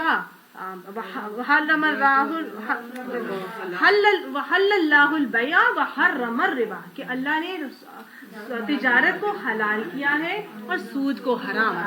حلال اور حرام وہ کس سینس میں ہوتی ہے کہ تجارت ایک تو حلال ہے ایک حرام ہے، ایک تو بات یہ. دوسری بات یہ کہ نفع اور نقصان کا فرق ہے کہ سود میں نفع بار بار آتا ہے اور تجارت میں نفع سال میں ایک بار آتا ہے. سود میں نفع اور نقصان نہیں ہوتا، صرف اور صرف نفع ہی نفع ہوتا ہے، جبکہ تجارت میں نفع اور نقصان دونوں چیزیں ہوتی ہیں. ٹھیک ہے نا؟ تو یہ بیسک فرق ہے. یہاں پر اللہ نے وہ فرق بتا دیا کہ تم جو سود دیتے ہو تاکہ لوگوں کے اموال میں شامل ہو کر وہ بڑھ جائے، تو یہ جو اللہ کے نزدیک سیونگز میں پیسے جمع کرواتے ہیں تو اس پہ یہ سب غلط، یہ سب حرام. یہ سارے سیونگ سرٹیفکیٹس اسلام میں حرام ہیں، ان کی کوئی گنجائش نہیں ہے. وہ اللہ کے نزدیک نہیں بڑھتا، اللہ نے بتا دیا. اور جو زکوٰۃ تم خوشنودی اللہ کی خوشنودی حاصل کرنے کے لیے دیتے ہو، اسی کے دینے والے در حقیقت اپنا مال بڑھاتے ہیں. اللہ نے پیچھے بھی بتایا تھا کہ وَيُرْبِ الصَّدَقَاتُ کہ اللہ سبحانہ تعالیٰ کیا کرتا ہے. اللہ سبحانہ تعالیٰ صدقے کو بڑھاتا ہے اور سود کا مٹھ مار دیتا ہے. اللہ نے بتایا تھا کہ سود کا مٹھ اللہ مارے گا. آپ صلی اللہ علیہ وسلم نے فرمایا تھا، قسم کھا کے فرمایا تھا، 3 مرتبہ قسم کھائی اور فرمایا صدقہ دینے سے مال کم نہیں ہوتا. ٹھیک ہے؟ جب نبی صلی اللہ علیہ وسلم نے 3 مرتبہ قسم کھا کے کہہ دیا کہ صدقہ دینے سے مال کم نہیں ہوتا، یہاں بھی اللہ تعالیٰ فرماتا ہے کہ زکوٰۃ جو تم اللہ کی خوشنودی حاصل کرنے کے ارادے سے دیتے ہو، اسی کے دینے والے در حقیقت اپنا مال بڑھاتے ہیں. کتنا بڑھاتے ہیں؟ اللہ نے بتایا نا، اللہ صدقہ کو نشو نما دیتا ہے، بڑھاتا ہے. وہ مال حدیث میں آتا ہے جو ہم اللہ کی راہ میں صدقہ کرتے ہیں، اس کی مثال بالکل ایسی ہے کہ آپ صلی اللہ علیہ وسلم نے فرمایا کہ جب تم میں سے کوئی اپنے حلال مال میں سے صدقہ کرتا ہے تو اللہ اس کو اپنے دائیں ہاتھ سے لیتا ہے اور اس کو پروان چڑھاتا ہے، اس طرح جیسے کہ تم اپنے بچھیرے کو پالتے ہو، اور یہاں تک کہ وہ احد پہاڑ کے جتنا ہو جاتا ہے. اللہ تعالیٰ کتنا بڑھاتا ہے؟ احد پہاڑ کے برابر. ایک صدقے کو بڑھاتا جاتا ہے. اور پھر وہ جو ہم نے پیچھے پڑھا ہے نا کہ اللہ تعالیٰ کتنا اللہ کی راہ میں خرچ کرنے کی مثال کیسی ہے کہ جیسے ایک دانہ بویا جائے، اس میں سے 7 بالیں نکلیں اور ہر بال میں 100 دانے، گویا ایک خرچ کرنے کی مثال 700 کے برابر. تو اللہ تو اتنا زیادہ بڑھاتا ہے، اخلاص سے جتنا دیا ہوگا اللہ تعالیٰ فرماتا ہے فَيُضَاعِفَهُ لَهُ أَضْعَافًا كَثِيرًا، اللہ اس سے بھی زیادہ بڑھا دیتا ہے. کوئی حد لمٹ اللہ نے نہیں بتائی. حدیث میں بس یہ آئی ہے کہ جی وہ احد پہاڑ کے برابر وہ اس کو کر دیتا ہے. تو یہ اللہ کی راہ میں اگر ایک خلوص دل سے کھجور کا ٹکڑا بھی دے دیا جائے تو وہ کیا کرتا ہے؟ اللہ تعالیٰ فرماتے جہنم کی آگ سے ہمیں بچانے کا ذریعہ بن جاتا ہے. حدیث میں آتا ہے کہ جہنم کی آگ سے بچو چاہے کھجور کا ایک ٹکڑا ہی دے کر صحیح. اللہ کے اوپر بھروسہ رکھو نا بھائی، رزق کے اسباب کی فکر کیوں کرتے ہو؟ ان آیات سے پہلے ہی اللہ نے بتا دیا تھا کہ اللہ کے ہاتھ میں ہے رزق دینا. کسی کو دراز دیتا ہے، کشادہ کرتا ہے، کسی کو کھینچ لیتا ہے، نپا تلا دیتا ہے، رازق تو وہ ہے. تم یہ مال بڑھا کے سود کی صورت میں جو دیتے ہو کہ بڑھ جائے، اس سے مال نہیں بڑھتا. اگر تم بڑھانا چاہتے ہو تو کیسے بڑھاؤ؟ صدقات دو اور زکوٰۃ اللہ کی راہ میں دو، وہ اللہ بڑھائے گا. یہ اللہ کا وعدہ ہے کہ اس نے بڑھانا ہے. ایک شخص ملا حضرت موسیٰ علیہ السلام کو. حضرت موسیٰ علیہ السلام اللہ تعالیٰ سے کلام کرنے کے لیے جا رہے تھے. وہ کہنے لگا موسیٰ علیہ السلام میں بڑا پریشان ہوں. میں مفہوم بتا رہی ہوں آپ کو اسٹوری سے کریٹ کر کے کہ میں بڑا پریشان ہوں. آپ اللہ تعالیٰ سے ہم کلام ہونے جا رہے ہیں تو آپ اللہ تعالیٰ سے کہیں کہ میرے نصیب میں جو رزق ہے نا، جو میری قسمت میں رزق ہے، مجھے ایک ہی دفعہ سارا دے دے. کبھی مجھے ملتا ہے، کبھی میں فاقہ کرتا ہوں، کئی دن فاقے سے گزر جاتے ہیں. میری قسمت میں جتنا بھی اللہ نے دینا ہے نا، اس کو کہیں کہ وہ مجھے ایک ہی دفعہ دے دے سارا، تاکہ میں پیٹ بھر کے تو کھا لوں. وہ موسیٰ علیہ السلام نے کہا اچھا ٹھیک ہے. وہ گئے، اللہ تعالیٰ سے ہم کلام ہو اور اللہ تعالیٰ سے یہ عرضی آگے گزارش رکھ دی. اللہ تعالیٰ نے یہ گزارش عرضی قبول کر لی. اس بندے کو نصیب میں جتنا رزق تھا اس کو دے دیا. اب تھوڑے عرصہ گزر گیا. حضرت موسیٰ علیہ السلام کے دل میں آیا کہ ذرا جا کے دیکھوں تو صحیح اس شخص کا اب کیا حال ہے جس نے ایک ہی دفعہ سارا رزق مانگ لیا تھا. اس کو ذرا جا کے پتا تو کروں زندہ بھی ہے کہ مر کھپ گیا ہے، کیا ہوا. تو تھوڑے عرصے کے بعد جب حضرت موسیٰ علیہ السلام وہاں پر آئے تو انہوں نے دیکھا کہ اس جگہ جہاں وہ شخص ملا تھا اور بیٹھا ہوا تھا اس کی کٹیا کی جگہ تو ایک بہت بڑا عالی شان کو ایک محل نما ایک تعمیر تھا اور وہاں پر ایک لنگر کھلا ہوا تھا. تو لوگ آ رہے ہیں کھانا کھا رہے ہیں جا رہے ہیں. وہ شخص اندر گھس گیا, وہ حضرت موسیٰ علیہ السلام اندر گھس گئے. اندر جا کے جو دیکھا تو وہ شخص ایک تخت کے اوپر براجمان تھا, آس پاس لوگ بیٹھے ہیں کھانا کھائے جا رہے ہیں. وہ بڑے حیران ہوئے, وہ کہنے لگے کہ یا اللہ یہ کیا جو ہے وہ سلسلہ ہے, یہ تو اتنا غریب آدمی تھا کہ اس کو تو کھانے کو نہیں ملتا, آج یہاں پہ پورے بادشاہوں کی طرح اس نے ریل پہ لگا کے رکھی ہوئی ہے. ان کو نہیں سمجھ آئی حضرت موسیٰ علیہ السلام کو, تو اللہ تعالیٰ سے انہوں نے رجوع کیا اور اللہ سے ہم کلام ہو کے پھر پوچھا کہ اے اللہ یہ کیا ماجرا ہے, مجھے نہیں سمجھ آیا, تو نے تو ایک ہی دفعہ سارا رزق دے دیا تھا, تو اب یہ سارا لنگر کیا تھا؟ تو انہوں نے اللہ تعالیٰ نے آگے سے ان کو حضرت موسیٰ علیہ السلام کو بتایا, اے موسیٰ میں نے تو اس کے کہنے پر سارا ہی رزق اس کو جو اس کی قسمت میں تھا وہ اس کو دے دیا تھا, لیکن اس نے کر لی میرے سے تجارت. جو اس نے کھانا تھا ایک دفعہ پیٹ بھر کے کھا لیا اور باقی سارا اس نے لوگوں میں بانٹ دیا اور تقسیم کر دیا. تو جو میری راہ میں ایک خرچ کرتا ہے میں تو اس کو 10 گنا بڑھا کے دیتا ہوں, اور کلاس پہ تو کہاں سے کہاں اللہ لے جاتا ہے. تو بس یہ تو اس کا نتیجہ ہے, اس نے میرے سے تجارت کر لی, تو جو میرے سے تجارت کر لیتا ہے وہ کبھی گھاٹے میں تو نہیں رہتا ہے کہ نہیں. تو بس یہی بات ہے, ہم سمجھتے ہیں کہ ہم سود پہ کوئی چیز لے آئیں گے یا ہم سود میں انوالو ہو جائیں گے تو ہمارا چیزیں بڑھ جائیں گی, وہ بڑھتی نہیں ہے. میں نے اپنی زندگی میں 2 کیسز ایسے دیکھے ہیں جو بہت ظاہر ہے ہر کوئی آپ کو اپنی پوری کی پوری باتیں نہیں بتاتا. 2 لوگ ہیں جو سود کے اس میں شکنجے میں پڑے, انہوں نے اپنے آپ کو بڑے اچھے ویل آف اور بڑے اسٹیبلشڈ لوگ تھے, لیکن سود میں انوالو ہوئے اور ادھر ان کا ڈکلائن اور ڈاؤن فال شروع ہوا. آج تک وہ اپنے پیروں پہ کھڑے نہیں ہو سکے. یہ سود کا بخار ہے اور یہ سود کا وبال ہے. اللہ ہمیں ان دونوں سے محفوظ فرما کے.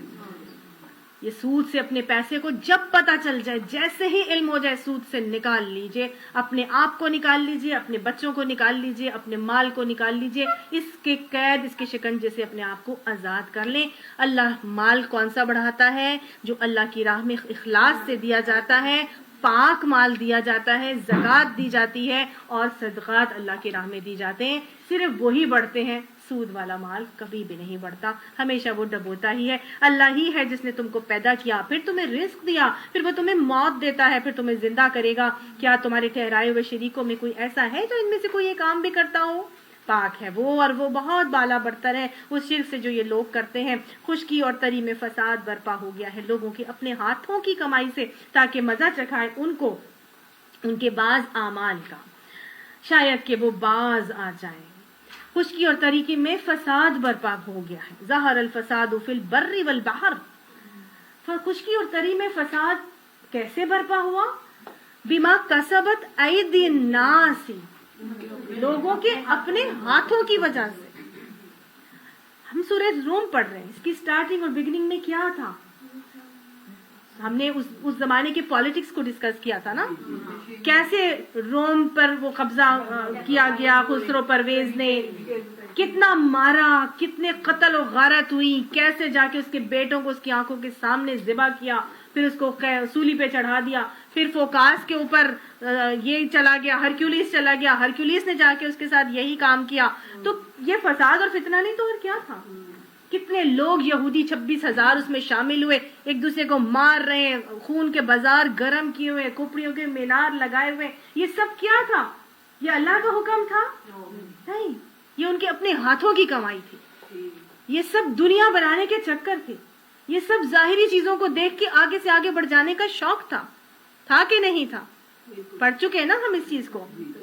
اللہ تعالیٰ کہہ رہے ہیں یہ سب جو دنیا میں فساد ہوتا ہے تمہارے اپنے ہاتھوں کی کمائی سے ہوتا ہے. اللہ نے کسی فساد کا حکم نہیں دیا. ان اللہ لا يحب المفسدین, اللہ تو ان اللہ لا يحب الفساد, دونوں باتیں آتی ہیں کہ اللہ فساد کو پسند نہیں کرتا, اللہ فساد کرنے والوں کو پسند نہیں کرتا. تو اللہ تعالیٰ کیسے فساد کا معاملہ کروا سکتا ہے؟ یہ انسان کے اپنے ہاتھ ہوتے ہیں جو فساد کے معاملات کرتے ہیں. یہ دنیا بھر میں جو بھی ہو رہا ہے, یہ قتل و غارت, یہ لوٹ مار, یہ جو سب جو کیوس مچا ہوا ہے دنیا کے اندر, یہ انسان انسان کے اوپر حاوی ہونے کے لیے، ایک دوسرے کی جگہوں کو قابض ہونے کے لیے، آئل مائنز پہ قبضہ کرنے کے لیے، اور جو ہے یہ اپنے کنوؤں کے اوپر اپنا قابو اور اختیار جمانے کے لیے، اور اپنے آپ کو سپر پاور بنانے کے لیے ہی تو سارے کا سارے معاملات ہو رہے ہیں نا. اللہ تعالیٰ فرماتا ہے ان کے اپنے ہاتھوں کی کمائی سے ہوا ہے تاکہ مزہ چکھائے ان کو ان کے بعض اعمال کا. یعنی کہ ان کے اندر ایسی باتیں ہوتی ہیں جس کی وجہ سے اللہ سبحانہ تعالیٰ کبھی کسی ایک کو اوپر لاتا ہے، کبھی دوسرے کو اوپر لاتا ہے. ٹھیک ہے، ہم نے دیکھا کہ ادھر رومیو پہ خسرو پرویز غالب آیا، پھر کیا ہوا، پھر خسرو پرویز ہی نیچے ہوا اور رومی غالب آ گئے دوبارہ. تو یہ اپس اینڈ ڈاؤنز معاشرے کے اندر ہوتے رہتے ہیں. اور یہ کیوں ہوتے ہیں؟ یہ زمانے کے نشیب و فراز ہیں جو ہم تمہارے درمیان گھماتے رہتے ہیں تاکہ ہم آزمائیں تمہیں. اللہ تعالیٰ یہاں پہ فرماتا ہے تاکہ بعض ان اعمال کا مزہ چکھائیں تمہیں، شاید کہ وہ باز آ جائے، تاکہ شاید تم باز آ جاؤ. آج تمہاری سپریمیسی ہے، کل کسی اور کی ہو جائے گی، تم نیچے آ جاؤ گے. خسرو پرویز کے بیٹے نے ہی سرنڈر کر دیا تھا نا، اور کہا تھا نہیں یہ روم تم لوگوں کا ہے، تم لوگ آؤ اور تم لوگ ہی حکومت کرو. تو یہ اللہ تعالیٰ باز آنے کے لیے کرواتے ہیں. ان باتوں سے اللہ ہمیں سبق سکھانا چاہتے ہیں. شاید ہم باز آ جائے کہ دنیا یہیں رہ جانی ہے، یہیں کی چیز ہے، اور ہمیں اس کے اوپر اپنے آپ کو ہلاکت کے گڑھے میں نہیں ڈالنا چاہیے اور فساد کے اندر مبتلا نہیں ہونا چاہیے. آج ہمارے ملک کی پالیٹکس اور سیاست کو دیکھ لیں، یہاں پر بھی یہی کام ہو رہا ہے. میری گدی اور میری کرسی یہ نہ کہیں جائے، اور اس کرسی کو بچانے کے لیے اور سنبھالنے کے لیے اور اپنا پاور جمانے کے لیے دوسرے سب کو نیچا کرنے کے لیے ہر قسم کی لمٹس کراس کرنے میں کوئی جھجک اور آر نہیں. کبھی اللہ ایک کو اوپر لاتا ہے، کبھی دوسرے کو لاتا ہے. وہ نیچے ہوتا ہے، پھر تیسرا آتا ہے، پھر وہ نیچے ہو جاتے ہیں. کیوں آ رہے ہیں؟ اللہ تعالیٰ بتانا چاہتا ہے کہ سارے تعز من تشاء وتذل من تشاء بیدک الخیر. تمام بھلائیاں کس کے ہاتھ میں؟ اللہ کے ہاتھ میں. تو بس دیکھو اے نبی، ان سے کہو کہ زمین میں چل پھر کر دیکھو پہلے گزرے ہوئے لوگوں کا کیا انجام ہو چکا ہے. ان میں سے اکثر مشرک ہی تھے. یہ سب باتیں کون کر رہا ہے؟ مسلمان کبھی ایسا نہیں کرے گا. مسلمان کبھی فساد پھیلا کے دنیا کے دوسرے حصے کے اوپر قبضہ نہیں جمائے گا. وہ جائے گا. مسلم حکمران جب کہیں جاتا ہے تو وہاں کے آپ صلی اللہ علیہ وسلم کو ان کی تاکید ہوتی تھی کہ جا کے پہلے اسلام کو پیش کرو. اگر وہ سرنڈر کر دیں، مسلم ہو جائیں، اطاعت قبول کر لیں تو ویل اینڈ گڈ، ان کے اوپر تمہارا قبضہ ہو جائے. اور اگر وہ نہ بھی کریں اور تمہارے آگے سرنڈر کر لیں تو ان کو ان کے دین پر رہنے دینا. کوئی بات نہیں، چلیں پھریں گے، مسلمانوں کو دیکھیں گے تو ہو سکتا ہے وہ اسلام قبول کر لیں. لیکن نہ ان کی اولاد بچوں کو مارنا، نہ ان کی عمارتوں کو مسمار کرنا، نہ ان کے کھیتوں کو غارت کرنا، کوئی فتنہ فساد کرنے کی مسلمان حکمرانوں کو ہرگز بھی اجازت نہیں تھی. یہ سارا فتنہ فساد کون کرتا ہے؟ اللہ تعالیٰ فرماتا ہے ان میں سے اکثر مشرک ہی تھے. بس اے نبی صلی اللہ علیہ وآلہ وسلم، اور آج بھی ہم دیکھیں بھی تو بات تو بڑی کرنے لگی ہوں، اللہ مجھے بچا کے رکھے، لیکن آج بھی ہمارے جو حکمران طبقہ ہے وہ کس کے اوپر بلیو کرتے ہیں زیادہ؟ پامسٹری کے اوپر. وہ غیب کا علم معلوم کرنے جاتے ہیں، کاہنوں کی باتوں کے اوپر رکھتے ہیں. آپ سب کے سامنے ساری باتیں سامنے. یہ کیا ہے؟ یہ توحید کے اوپر رسوخ ہے. یہ بھی تو شرک ہے نا، یہ بھی تو شرک کی قسم ہے نا. یہ شرک کون کر رہا ہے؟ جن کے عقیدے کمزور ہیں، جن کا عقیدہ توحید راسخ نہیں ہے کہ عزت اللہ نے دینی ہے، ذلت بھی اللہ نے دینی ہے. میں نے صحیح راستے سے مسلم حنیف ہو کر ادھر سے ادھر نہیں ہونا. اگر میں صحیح ہوں تو اللہ نیکوں کو اوپر لاتا ہی ہے، کیونکہ یہ اللہ کا وعدہ ہے کہ ہم ان کو ضرور اس زمین میں ٹھکانہ دیں گے، اور یہ ٹھکانہ اللہ نے دینا بھی نیکوں کو. آج نہیں تو کل یہ نیکوں کے پاس زمین کا اقتدار، زمین کی ریاست اور سربراہی ہم پیچھے پڑ کے آ چکے. اللہ تعالیٰ نے ان کو خلیفہ اس دنیا کا بنانا ہی بنانا، تو نیکی پر چلنا ہے. بس اے نبی اپنا رخ مضبوطی کے ساتھ جما دو دین راست کی سمت میں، قبل اس کے کہ وہ دن آئے جس کے ٹل جانے کی کوئی صورت اللہ کی طرف سے نہیں ہے. صاف اللہ نے یہاں پہ بتا دیا.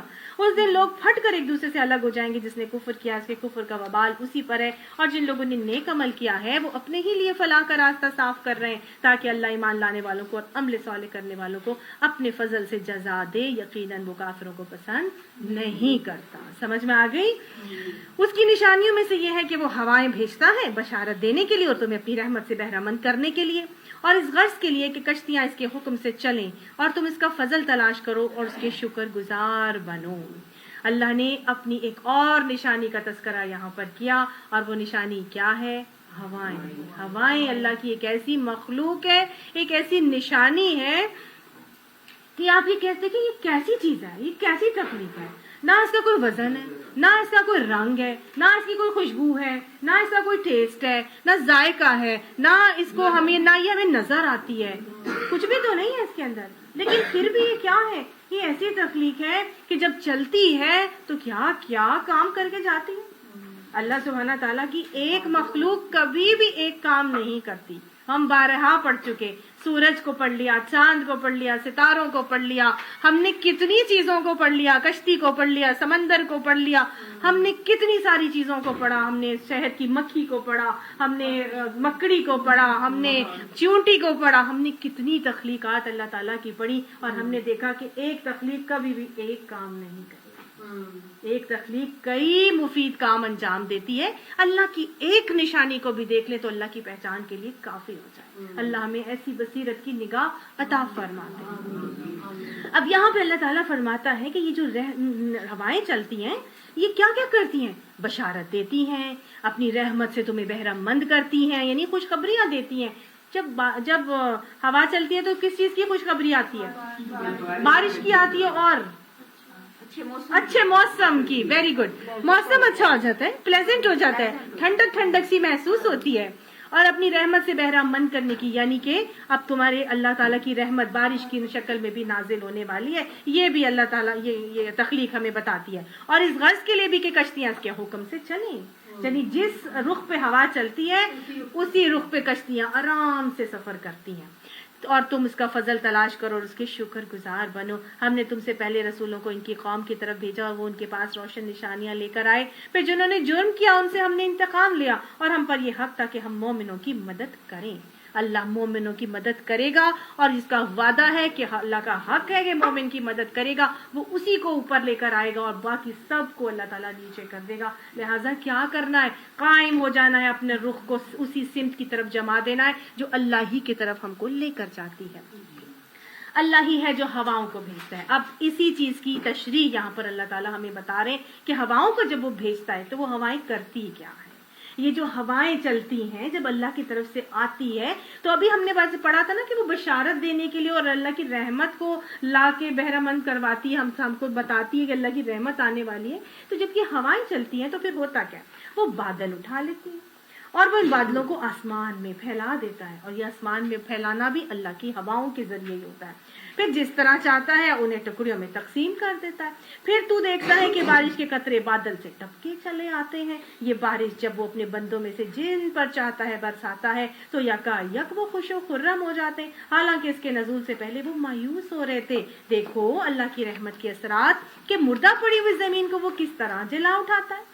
یقیناً وہ مردوں کو زندگی بخشنے والا ہے اور وہ ہر چیز پر قادر ہے۔ اللہ تعالیٰ نے بہت دفعہ ہمیں اس طرح کی مثال قرآن پاک میں بتائی۔ اس مثال کو آج اللہ سبحانہ تعالیٰ ایک اور انداز میں ہمیں سمجھا رہے ہیں، ٹھیک ہے؟ جب بھی قرآن پاک میں بارش برسنے کی مثال دی جاتی ہے اس سے مراد وحی الہی کی تعلیمات کی بارش ہوتی ہے، ٹھیک ہے؟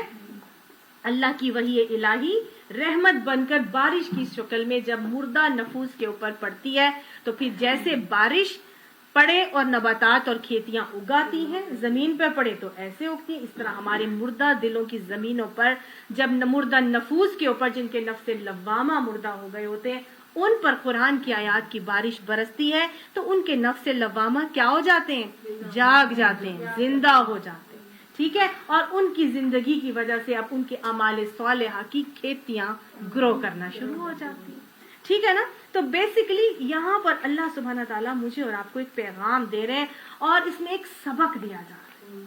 یہ ہوائیں اللہ کی ایک ایسی تخلیق ہے جو مؤنث ہے۔ یہ سبق کس کے لیے ہے آج؟ میرے اور آپ کے لیے نا۔ ہم کیا ہیں؟ مؤنث ہیں۔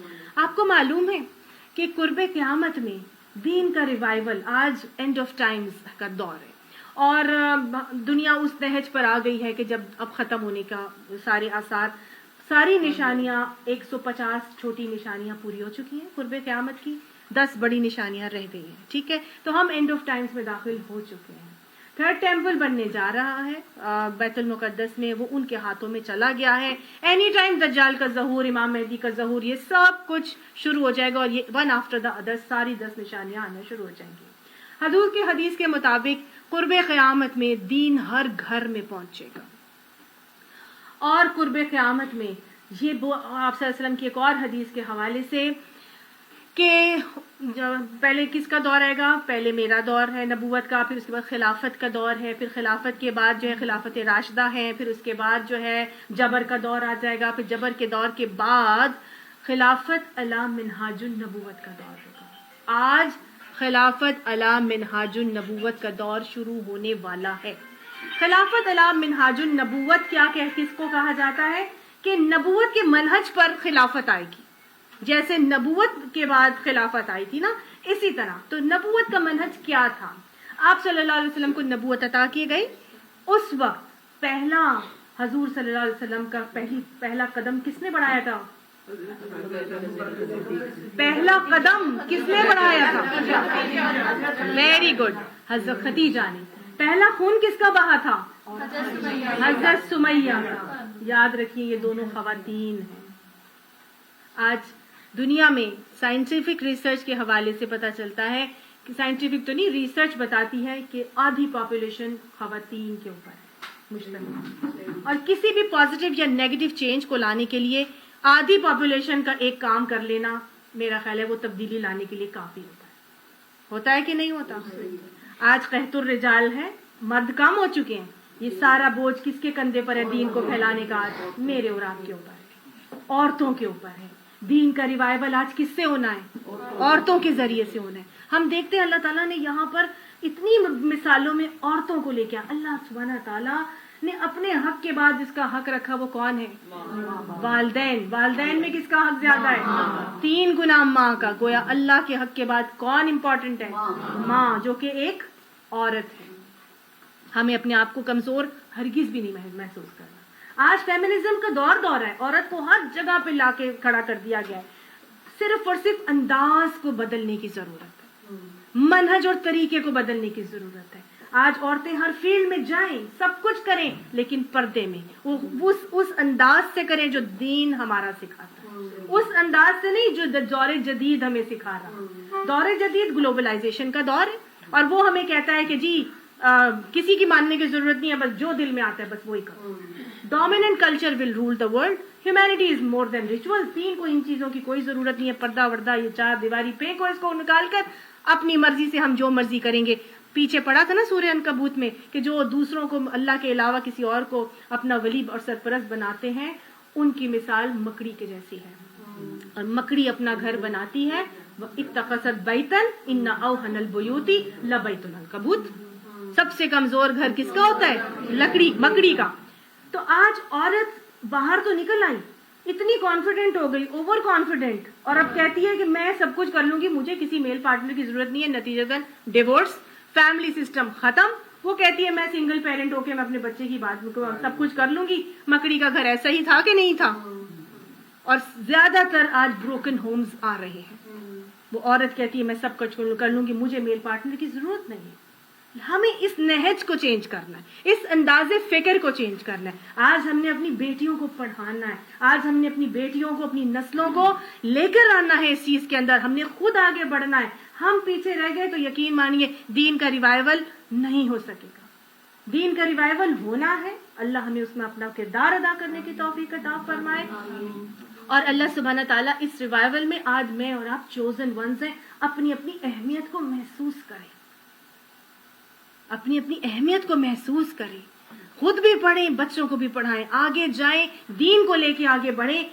ہم نے اپنے بچوں کو اسی کیچڑ میں پھینکنا ہے لیکن اس تقویٰ کی فیلنگ کے ساتھ کہ وہ اس کیچڑ میں جائیں, ان یونیورسٹیز میں جائیں, پڑھ لکھ کے آگے آئیں, دین اسلام کے نمائندے بنے, دین کے علمبردار بن کے نکلیں. تھوڑا سا ٹائم ضرور قربانیوں کا آئے گا, لیکن انشاءاللہ اللہ کی مدد اگر ہمارے شامل حال ہوگی. انما الاعمال بالنیات کا معاملہ ہے نا, اگر ہم ان نیتوں سے کریں گے تو اللہ ہمارے بچوں کی بھی حفاظت انشاءاللہ ضرور کریں گے.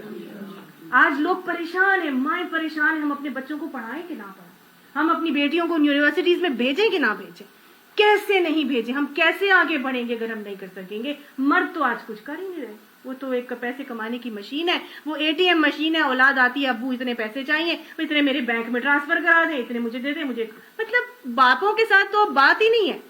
اب ساری چیز کس نے کرنی ہے؟ ماں نے. اگر ہمیں ہی دین کا علم نہیں ہوگا تو ہم اپنے بچوں کو کیسے لے کر چلیں گے نا. تو یہ بہت ضروری ہے. آج اللہ نے کہا کیا کرو, میں ہواؤں کو بھیجتا ہوں. یہ ہوائیں کیا کرتی ہیں؟ یہ بادل اٹھاتی ہیں. تم ہوائیں بن جاؤ, اے مؤنثو تم ہوائیں بنو, ہوائیں بن کے ان بادلوں کو اٹھاؤ. یہ قرآن کی احکامات کی جو بارش ہے, یہ ان قرآن کے احکامات کو اٹھا لو, ان کو سمیٹ لو اپنے اندر, ان کو جذب کر لو اپنے اندر, اپنے دلوں کے اندر, اپنے اعمالوں کے اندر, اور بادل بن کے اٹھ جاؤ. بادل بن کے اٹھو, ایک وہ اٹھے, ایک یہ اٹھے, ایک وہ اٹھے, مل کے گروپ بن جاؤ. اور جب گروپ بنو گے, قرآن کی تعلیم کو حاصل کر کے ایک گروپ کی شکل میں آ جاؤ, تو جب گروپ کی شکل میں آؤ گے پھر تم کبھی ادھر جاؤ, کبھی ادھر جاؤ, کبھی تعلیمات کو ادھر دیکھو, ادھر ضرورت ہے, ادھر تعلیمات کو برساؤ. ادھر جاتی ہو یونیورسٹی میں, ادھر دیکھتی ہو, ادھر ضرورت ہے, ادھر ان تعلیمات کو برساؤ. ورکنگ کلاس ہو, تم جاب کرتی ہو, جا کے دیکھتی ہو, ادھر ضرورت ہے, ادھر ان تعلیمات کو برساؤ. کیا کرو, ہوائیں بن جاؤ, بادلوں کو اٹھاؤ. بادلوں کو آسمان میں اللہ پھیلائے گا, جدھر جس کی ضرورت ہوگی اللہ اس کو وہاں پر لے کر جائے گا, جس طرح چاہے گا ان کو ٹکڑیوں میں تقسیم کرے گا. پھر تو دیکھتا ہے کہ بارش کے قطرے گرتے چلے آتے ہیں, ٹپکتے چلے آتے ہیں. اور یہ بارش جب اپنے بندوں پر اللہ جس کو جب برساتا ہے تو وہ خوش و خرم ہو جاتے ہیں. تو جدھر مردہ نفوس ہے وہاں پہ کیا کرنا ہے, ان بارشوں کو برسانا ہے. اللہ ہمیں ہوائیں بنا دے, اللہ ہمیں بدلیاں بنا دے, اللہ ہمیں قرآن کی آیات کی بارشوں کو برسانے کی توفیق نصیب فرما دے. اللہ اس کام کے لیے ہماری اولادوں کو بھی چنے. یقیناً وہ مردوں کو زندگی بخشنے والا ہے اور وہ ہر چیز پر قادر ہے. اللہ تو ہمیں بھی اس کی قدرت عطا فرما کہ اللہ ہم نفوس جو نفس لوامہ مردہ ہو چکے ہیں, اللہ ان کو زندگی اور حرارت دینے والے بن جائیں. اور اگر ہم ایک ایسی ہوا بھیجتے ہیں جس کے اثر سے وہ اپنی کھیتی کو زرد پائیں تو وہ کفر کرتے رہ جائیں گے. گویا ایسی ہوائیں بھی ہوتی ہیں جو کیا کرتی ہیں, کھیتیوں کو زرد کر دیتی ہیں. ایسی مائیں بھی ہوتی ہیں جو اپنی اولادوں کو صدقہ جاریہ نہیں بناتی, وہ ضائع کر دیتی ہیں اپنی اولادوں. اللہ ہمیں اس سے بچا لے. ایسی ہوا, اللہ ہمیں ایسی ہوا نہ بنائے جو اپنی اولادوں کو اپنے لیے صدقہ جاریہ نہ بنا سکے, جس کے اثر سے وہ اپنی کھیتی کو زرد پائیں. آج مائیں بیٹھی ہیں, ادھر مائیں بیٹھی ہیں اپنے گروپ میں کمیٹی پارٹی اٹینڈ کرنے, ادھر بیٹیوں کا گروپ بیٹھا ہے. وہ مائیں اور بیٹیاں وہ اپنا موبائل سے سیلفیاں بنا رہی ہیں, وہ بیٹیاں اپنی سیلفیاں بنا رہی ہیں. وہاں چوتھے ٹیبل پر کوئی لڑکے اور آدمی بیٹھے, ان کو سمجھ ہی نہیں آ رہا کہ ماں کو پٹاؤں کہ بیٹی کو پٹاؤں. آج یہ حالات ہیں. ایسی, اور پارلر میں جاتے ہیں تو شادیوں میں کیا ہوتا ہے, ماں اور بیٹی میں فرق نظر ہی نہیں آ رہا ہوتا. کئی دفعہ تو مائیں بیٹیوں سے زیادہ تیار نظر آ رہی ہوتی ہیں. تو بدترین ہے وہ بڑھاپا جس میں اب جوانی کے آثار نظر آ رہے ہیں, اور خوش نصیب ہے وہ جوانی جس میں بڑھاپے کے آثار نظر آ رہے ہیں. تو وہ کفر کرتے رہ جاتے ہیں. پھر کیا ہوتا ہے جب نہیں نکلتی, کفر کا مطلب کیا ہے, من بعد ہی یکفرون, اس کے بعد وہ کفر کرتے ہیں, ناشکری کرنے لگ جاتے ہیں, مایوس ہو جاتے ہیں. اور وہ کیا کرتے ہیں, وہ کہتے ہیں ہماری تو اولاد ہی نہ ایسی نکلی, ہم نے تو یہ کیا ہو گیا, وہ کیا ہو گیا, اب دیکھو میری بچی ہے. پھر وہ کیا ہوتے ہیں, ڈپریشن میں چلے جاتے ہیں آہستہ آہستہ, کیونکہ اولاد ان کی ویسی بنتی نہیں, ان کی اولاد ان کی آنکھوں کی ٹھنڈک نہیں بنتی. تو پھر آہستہ آہستہ وہ مایوسی, ڈپریشن, انزائٹی کا شکار ہوتے چلے جاتے ہیں, اندھیروں میں ڈوبتے چلے جاتے ہیں. اللہ تعالیٰ فرماتا ہے, اے نبی صلی اللہ علیہ وسلم, تم فَإِنَّكَ لَا تُسْمِعُ الْمَوْتَى, تم مردوں کو نہیں سنا سکتے. ایسے لوگ جو قرآن کی باتیں یا نیکی کے احکامات سننے کے لیے تیار نہیں ہو, ان کو اللہ تعالیٰ کیا فرما رہے ہیں, مردے. اس لیے کہ ان کے تو نفس لوامہ مردہ ہو چکے ہیں نا, وہ تو برائی کے دلدل میں پھنس گئے اتنے زیادہ کہ اب ان کو کیچڑ لگتا ہی نہیں. ان کو مٹی مٹی لگتی نہیں, وہ تو کوڑے میں رہنے والے لوگ ہیں, اب ان کو کوڑے کی بو نہیں ستاتی. سمجھ آ گئی؟ تو ان کو اللہ تعالیٰ فرماتا ہے کہ وہ تو مردے ہیں, ان کے نفس لوامہ مردہ ہو چکے ہیں, تم ان کو نہیں سنا سکے, نہ ان بہروں کو اپنی پکار سنا سکتے ہو جو پیٹ پھیر کر بھاگے چلے جا رہے ہو, اور نہ تم اندھوں کو ان کی گمراہی سے نکال کر راہ راست دکھا سکتے ہو. تو پھر ہم کیا کریں جب ہم کچھ بھی نہیں کر سکتے؟ نہ ہم ان بہروں کو سنا سکتے ہیں, نہ ہم ان کو دکھا سکتے ہیں, نہ ہم ان کو نکال سکتے ہیں, تو پھر ہم کریں کیا؟ اللہ نے تو کہا کہ تم ہوائیں بن جاؤ, تم تو صرف انہی کو سنا سکتے ہو جو ہماری آیات پر ایمان لاتے ہیں اور سر تسلیم ہم کرتے ہیں. قرآن کا حکم سورہ 30 سپارے میں بھی آتا ہے, فذکر ان نفعت الذکریٰ, نصیحت اس وقت کرو جب تم دیکھو کہ نصیحت فائدہ مند ہے. کچھ لوگ ضرور ایسے ہوں گے جو سننے آئیں گے, جو سننا چاہتے ہیں ان کو سناؤ, جو نہیں بھی سننا چاہتے تم اپنی طرف سے بتا دو. بلغ ما انزل الیک من ربک, کسی کو جبرن کرانا تمہاری ذمہ داری نہیں ہے, تم کسی پہ داروغہ بنا کر نہیں بھیجے گئے. جب نبی کو یہ کہہ دیا گیا تھا تو میں اور آپ کس کھیت کی مولی, ہم نے صرف بتانا ہے. لیکن جو سننا چاہتا ہے, جو نصیحت لینا چاہتا ہے, اور جو آیات پر سر تسلیم خم کرتا ہے, ایمان لاتا ہے, ان کو ضرور سناؤ, ان کو کھول کھول کر بتاؤ. تمہارا یہ بتانا ان کے دل و دماغ پر ضرور اثر کرے گا, اور انشاءاللہ ان کی زندگیاں ضرور تبدیل ہوں گی. تمہارا کام کیا ہے؟ ہوائیں بن جاؤ, ہوائیں بن کر اللہ کے پیغام کو پہنچا دو. اللہ ہی تو ہے جس نے ضعف کی حالت سے تمہاری پیدائش کی ابتدا کی, پھر اس ضعف کے بعد تمہیں قوت بخشی, پھر اس قوت کے بعد تمہیں ضعیف اور بوڑھا کر دیا. وہ ضعف کا ایک کمزوری کا فیز ہے نا, جو بچہ پیدا ہوتا ہے نہ سر سیدھا کر سکتا ہے, نہ کھا سکتا ہے, نہ پی سکتا ہے, نہ چل سکتا ہے, نہ بول سکتا ہے, نہ بیٹھ سکتا ہے, کچھ بھی نہیں کر سکتا. وہ ایک کمزوری کی, ایک ضعف کی حالت ہے اس پیدا نو مولود بچے کی. پھر اللہ تعالیٰ کیا کرتا ہے؟ پھر قوت بخشتا ہے, پھر انسان کو بڑا تگ و توانا انسان بنا دیتا ہے, پھر وہ بڑا زبردست صحت مند مضبوط جسم کا بنتا ہے. اس کے بعد کیا ہوتا ہے؟ پھر وہ بوڑھا ہو جاتا ہے, پھر کمزوری کی حالت میں پہنچ جاتا ہے. تو یہ تو انسان کے نشیب و فراز ہے نا زندگی کے, ایک کمزوری کی حالت, پھر جوانی کی قوت طاقت, اور پھر کمزوری کی حالت. تو آپ صلی اللہ علیہ وسلم نے فرمایا تھا نا, 4 چیزوں کی قدر 4 چیزوں سے پہلے کر لو. 4 چیزوں کی قدر 4 چیزوں سے پہلے کر لو. یہ بڑھاپے نے آنا ہی آنا ہے, لہذا صحت کی قدر کر لو بیماری سے پہلے, جوانی کی قدر کر لو بڑھاپے سے پہلے, مالی فراخی کی قدر کر لو مالی تنگ دستی سے پہلے. آج اللہ نے دیا ہے, خوب خوب آخرت کے بینک میں انویسٹ کرو اور جمع کرو, آخرت کے لیے تیاریاں کرو, صدقات بھی دو, صدقات بھی دو.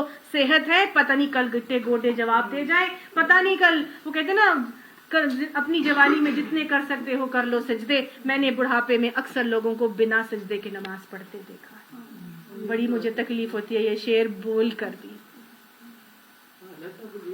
ہم کہتے ہیں بڑھاپے میں جا کے نماز پڑھ لیں گے, ٹھیک ہے, جو نہیں جھک سکتے ان سے پوچھیں کہ ان کو کتنی تکلیف ہوتی ہے کہ وہ سجدہ کے لیے تڑپ رہے ہوتے ہیں کہ میں نیچے زمین پہ سجدہ کر دوں. اسپیشلی جب حرم جاتے ہیں تو وہاں تڑپ تڑپ کے ان کی مصیبت آئی ہوئی ہوتی ہے کہ نہیں, میں نے سجدے میں زمین پہ میں کسی طرح سجدہ کروں. ہے کہ نہیں؟ تو نماز پڑھ لو اس سے پہلے کہ تمہاری نماز پڑھ جائے, حساب لے لو اس سے پہلے کہ تمہارا حساب لیا جائے. اللہ سبحانہ تعالیٰ ہمیں ہماری زندگی کی مہلت عمل میں ہی ان چیزوں کی قدر کرنے کی توفیق عطا فرما دے. جو کچھ وہ چاہتا ہے پیدا کرتا ہے, وہ سب کچھ جاننے والا ہے, ہر چیز پر قدرت رکھنے والا ہے. اور جب وہ ساتھ برپا ہوگی تو مجرم قسمیں کھا کھا کر کہیں گے کہ ہم ایک گھڑی بھر سے زیادہ نہیں ٹھہرے. اسی طرح وہ دنیا کی زندگی میں دھوکہ کھایا کرتے تھے, مگر جو علم اور ایمان سے بہرہ مند کیے گئے تھے وہ کہیں گے کہ خدا کے نوشتے میں تو تم روز حشر تک پڑے رہے ہو. یہ وہی روز حشر ہے, لیکن تم جانتے نہیں تھے. پس وہ دن ہوگا جس میں ظالموں کو ان کی معذرت کوئی نفع نہ دے گی.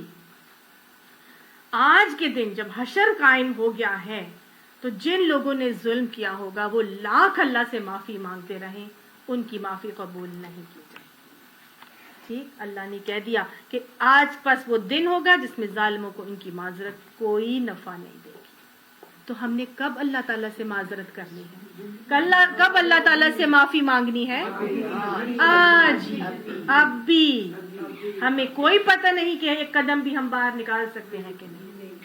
اللہ نے فرما دیا التائب من الذنب کما لا ذنب لہ، حدیث میں آتا ہے کہ گناہوں سے توبہ کرنے والا ایسا ہے جیسے اس نے کبھی توبہ گناہ کیا ہی نہیں۔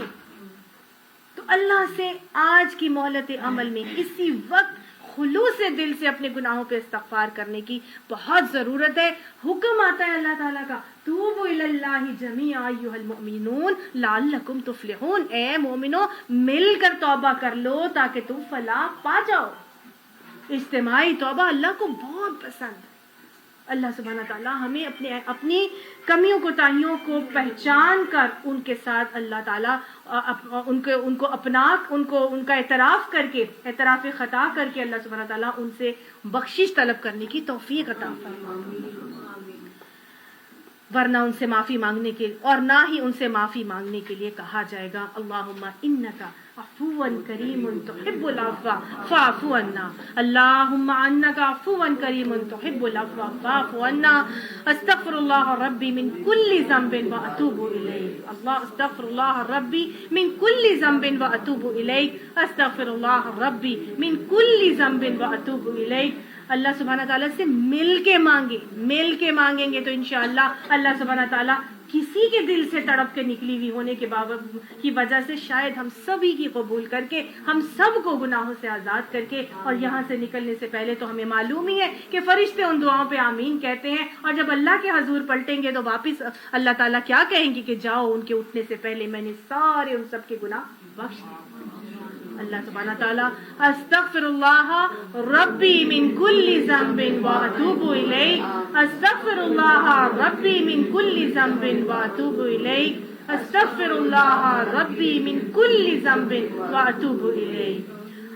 اللہم انا نسألک الجنۃ الفردوس، اللہم انا نسألک الجنۃ الفردوس، اللہم انا نسألک الجنۃ الفردوس، اللہم اجرنا من النار، اللہم اجرنا من النار، اللہم اجرنا من النار۔ ہم نے اس قرآن میں لوگوں کو طرح طرح سے سمجھایا ہے، دیکھا اللہ تعالیٰ نے کتنی طرح سے مجھے اور آپ کو جھنجھوڑ کے سمجھایا۔ اس سورۃ روم میں تو بار بار اللہ نے جھنجھوڑا ہے، عقیدہ توحید کو راسخ کیا ہے، اللہ تعالیٰ نے بار بار اپنی نشانیاں دکھائی ہیں۔ اللہ فرماتا ہے تم خواہ کوئی نشانی لے آؤ، جن لوگوں نے ماننے سے انکار کر دیا وہ یہی کہیں گے کہ تم باطل پر ہو، یعنی تم غلط۔ اس طرح ٹھپا لگا دیتا ہے اللہ ان لوگوں کے دلوں پر جو بے علم ہے، جن کے پاس علم شلم نہیں ہوتا نا، اللہ تعالیٰ ان کے اوپر پھر مہر لگا دیتا ہے۔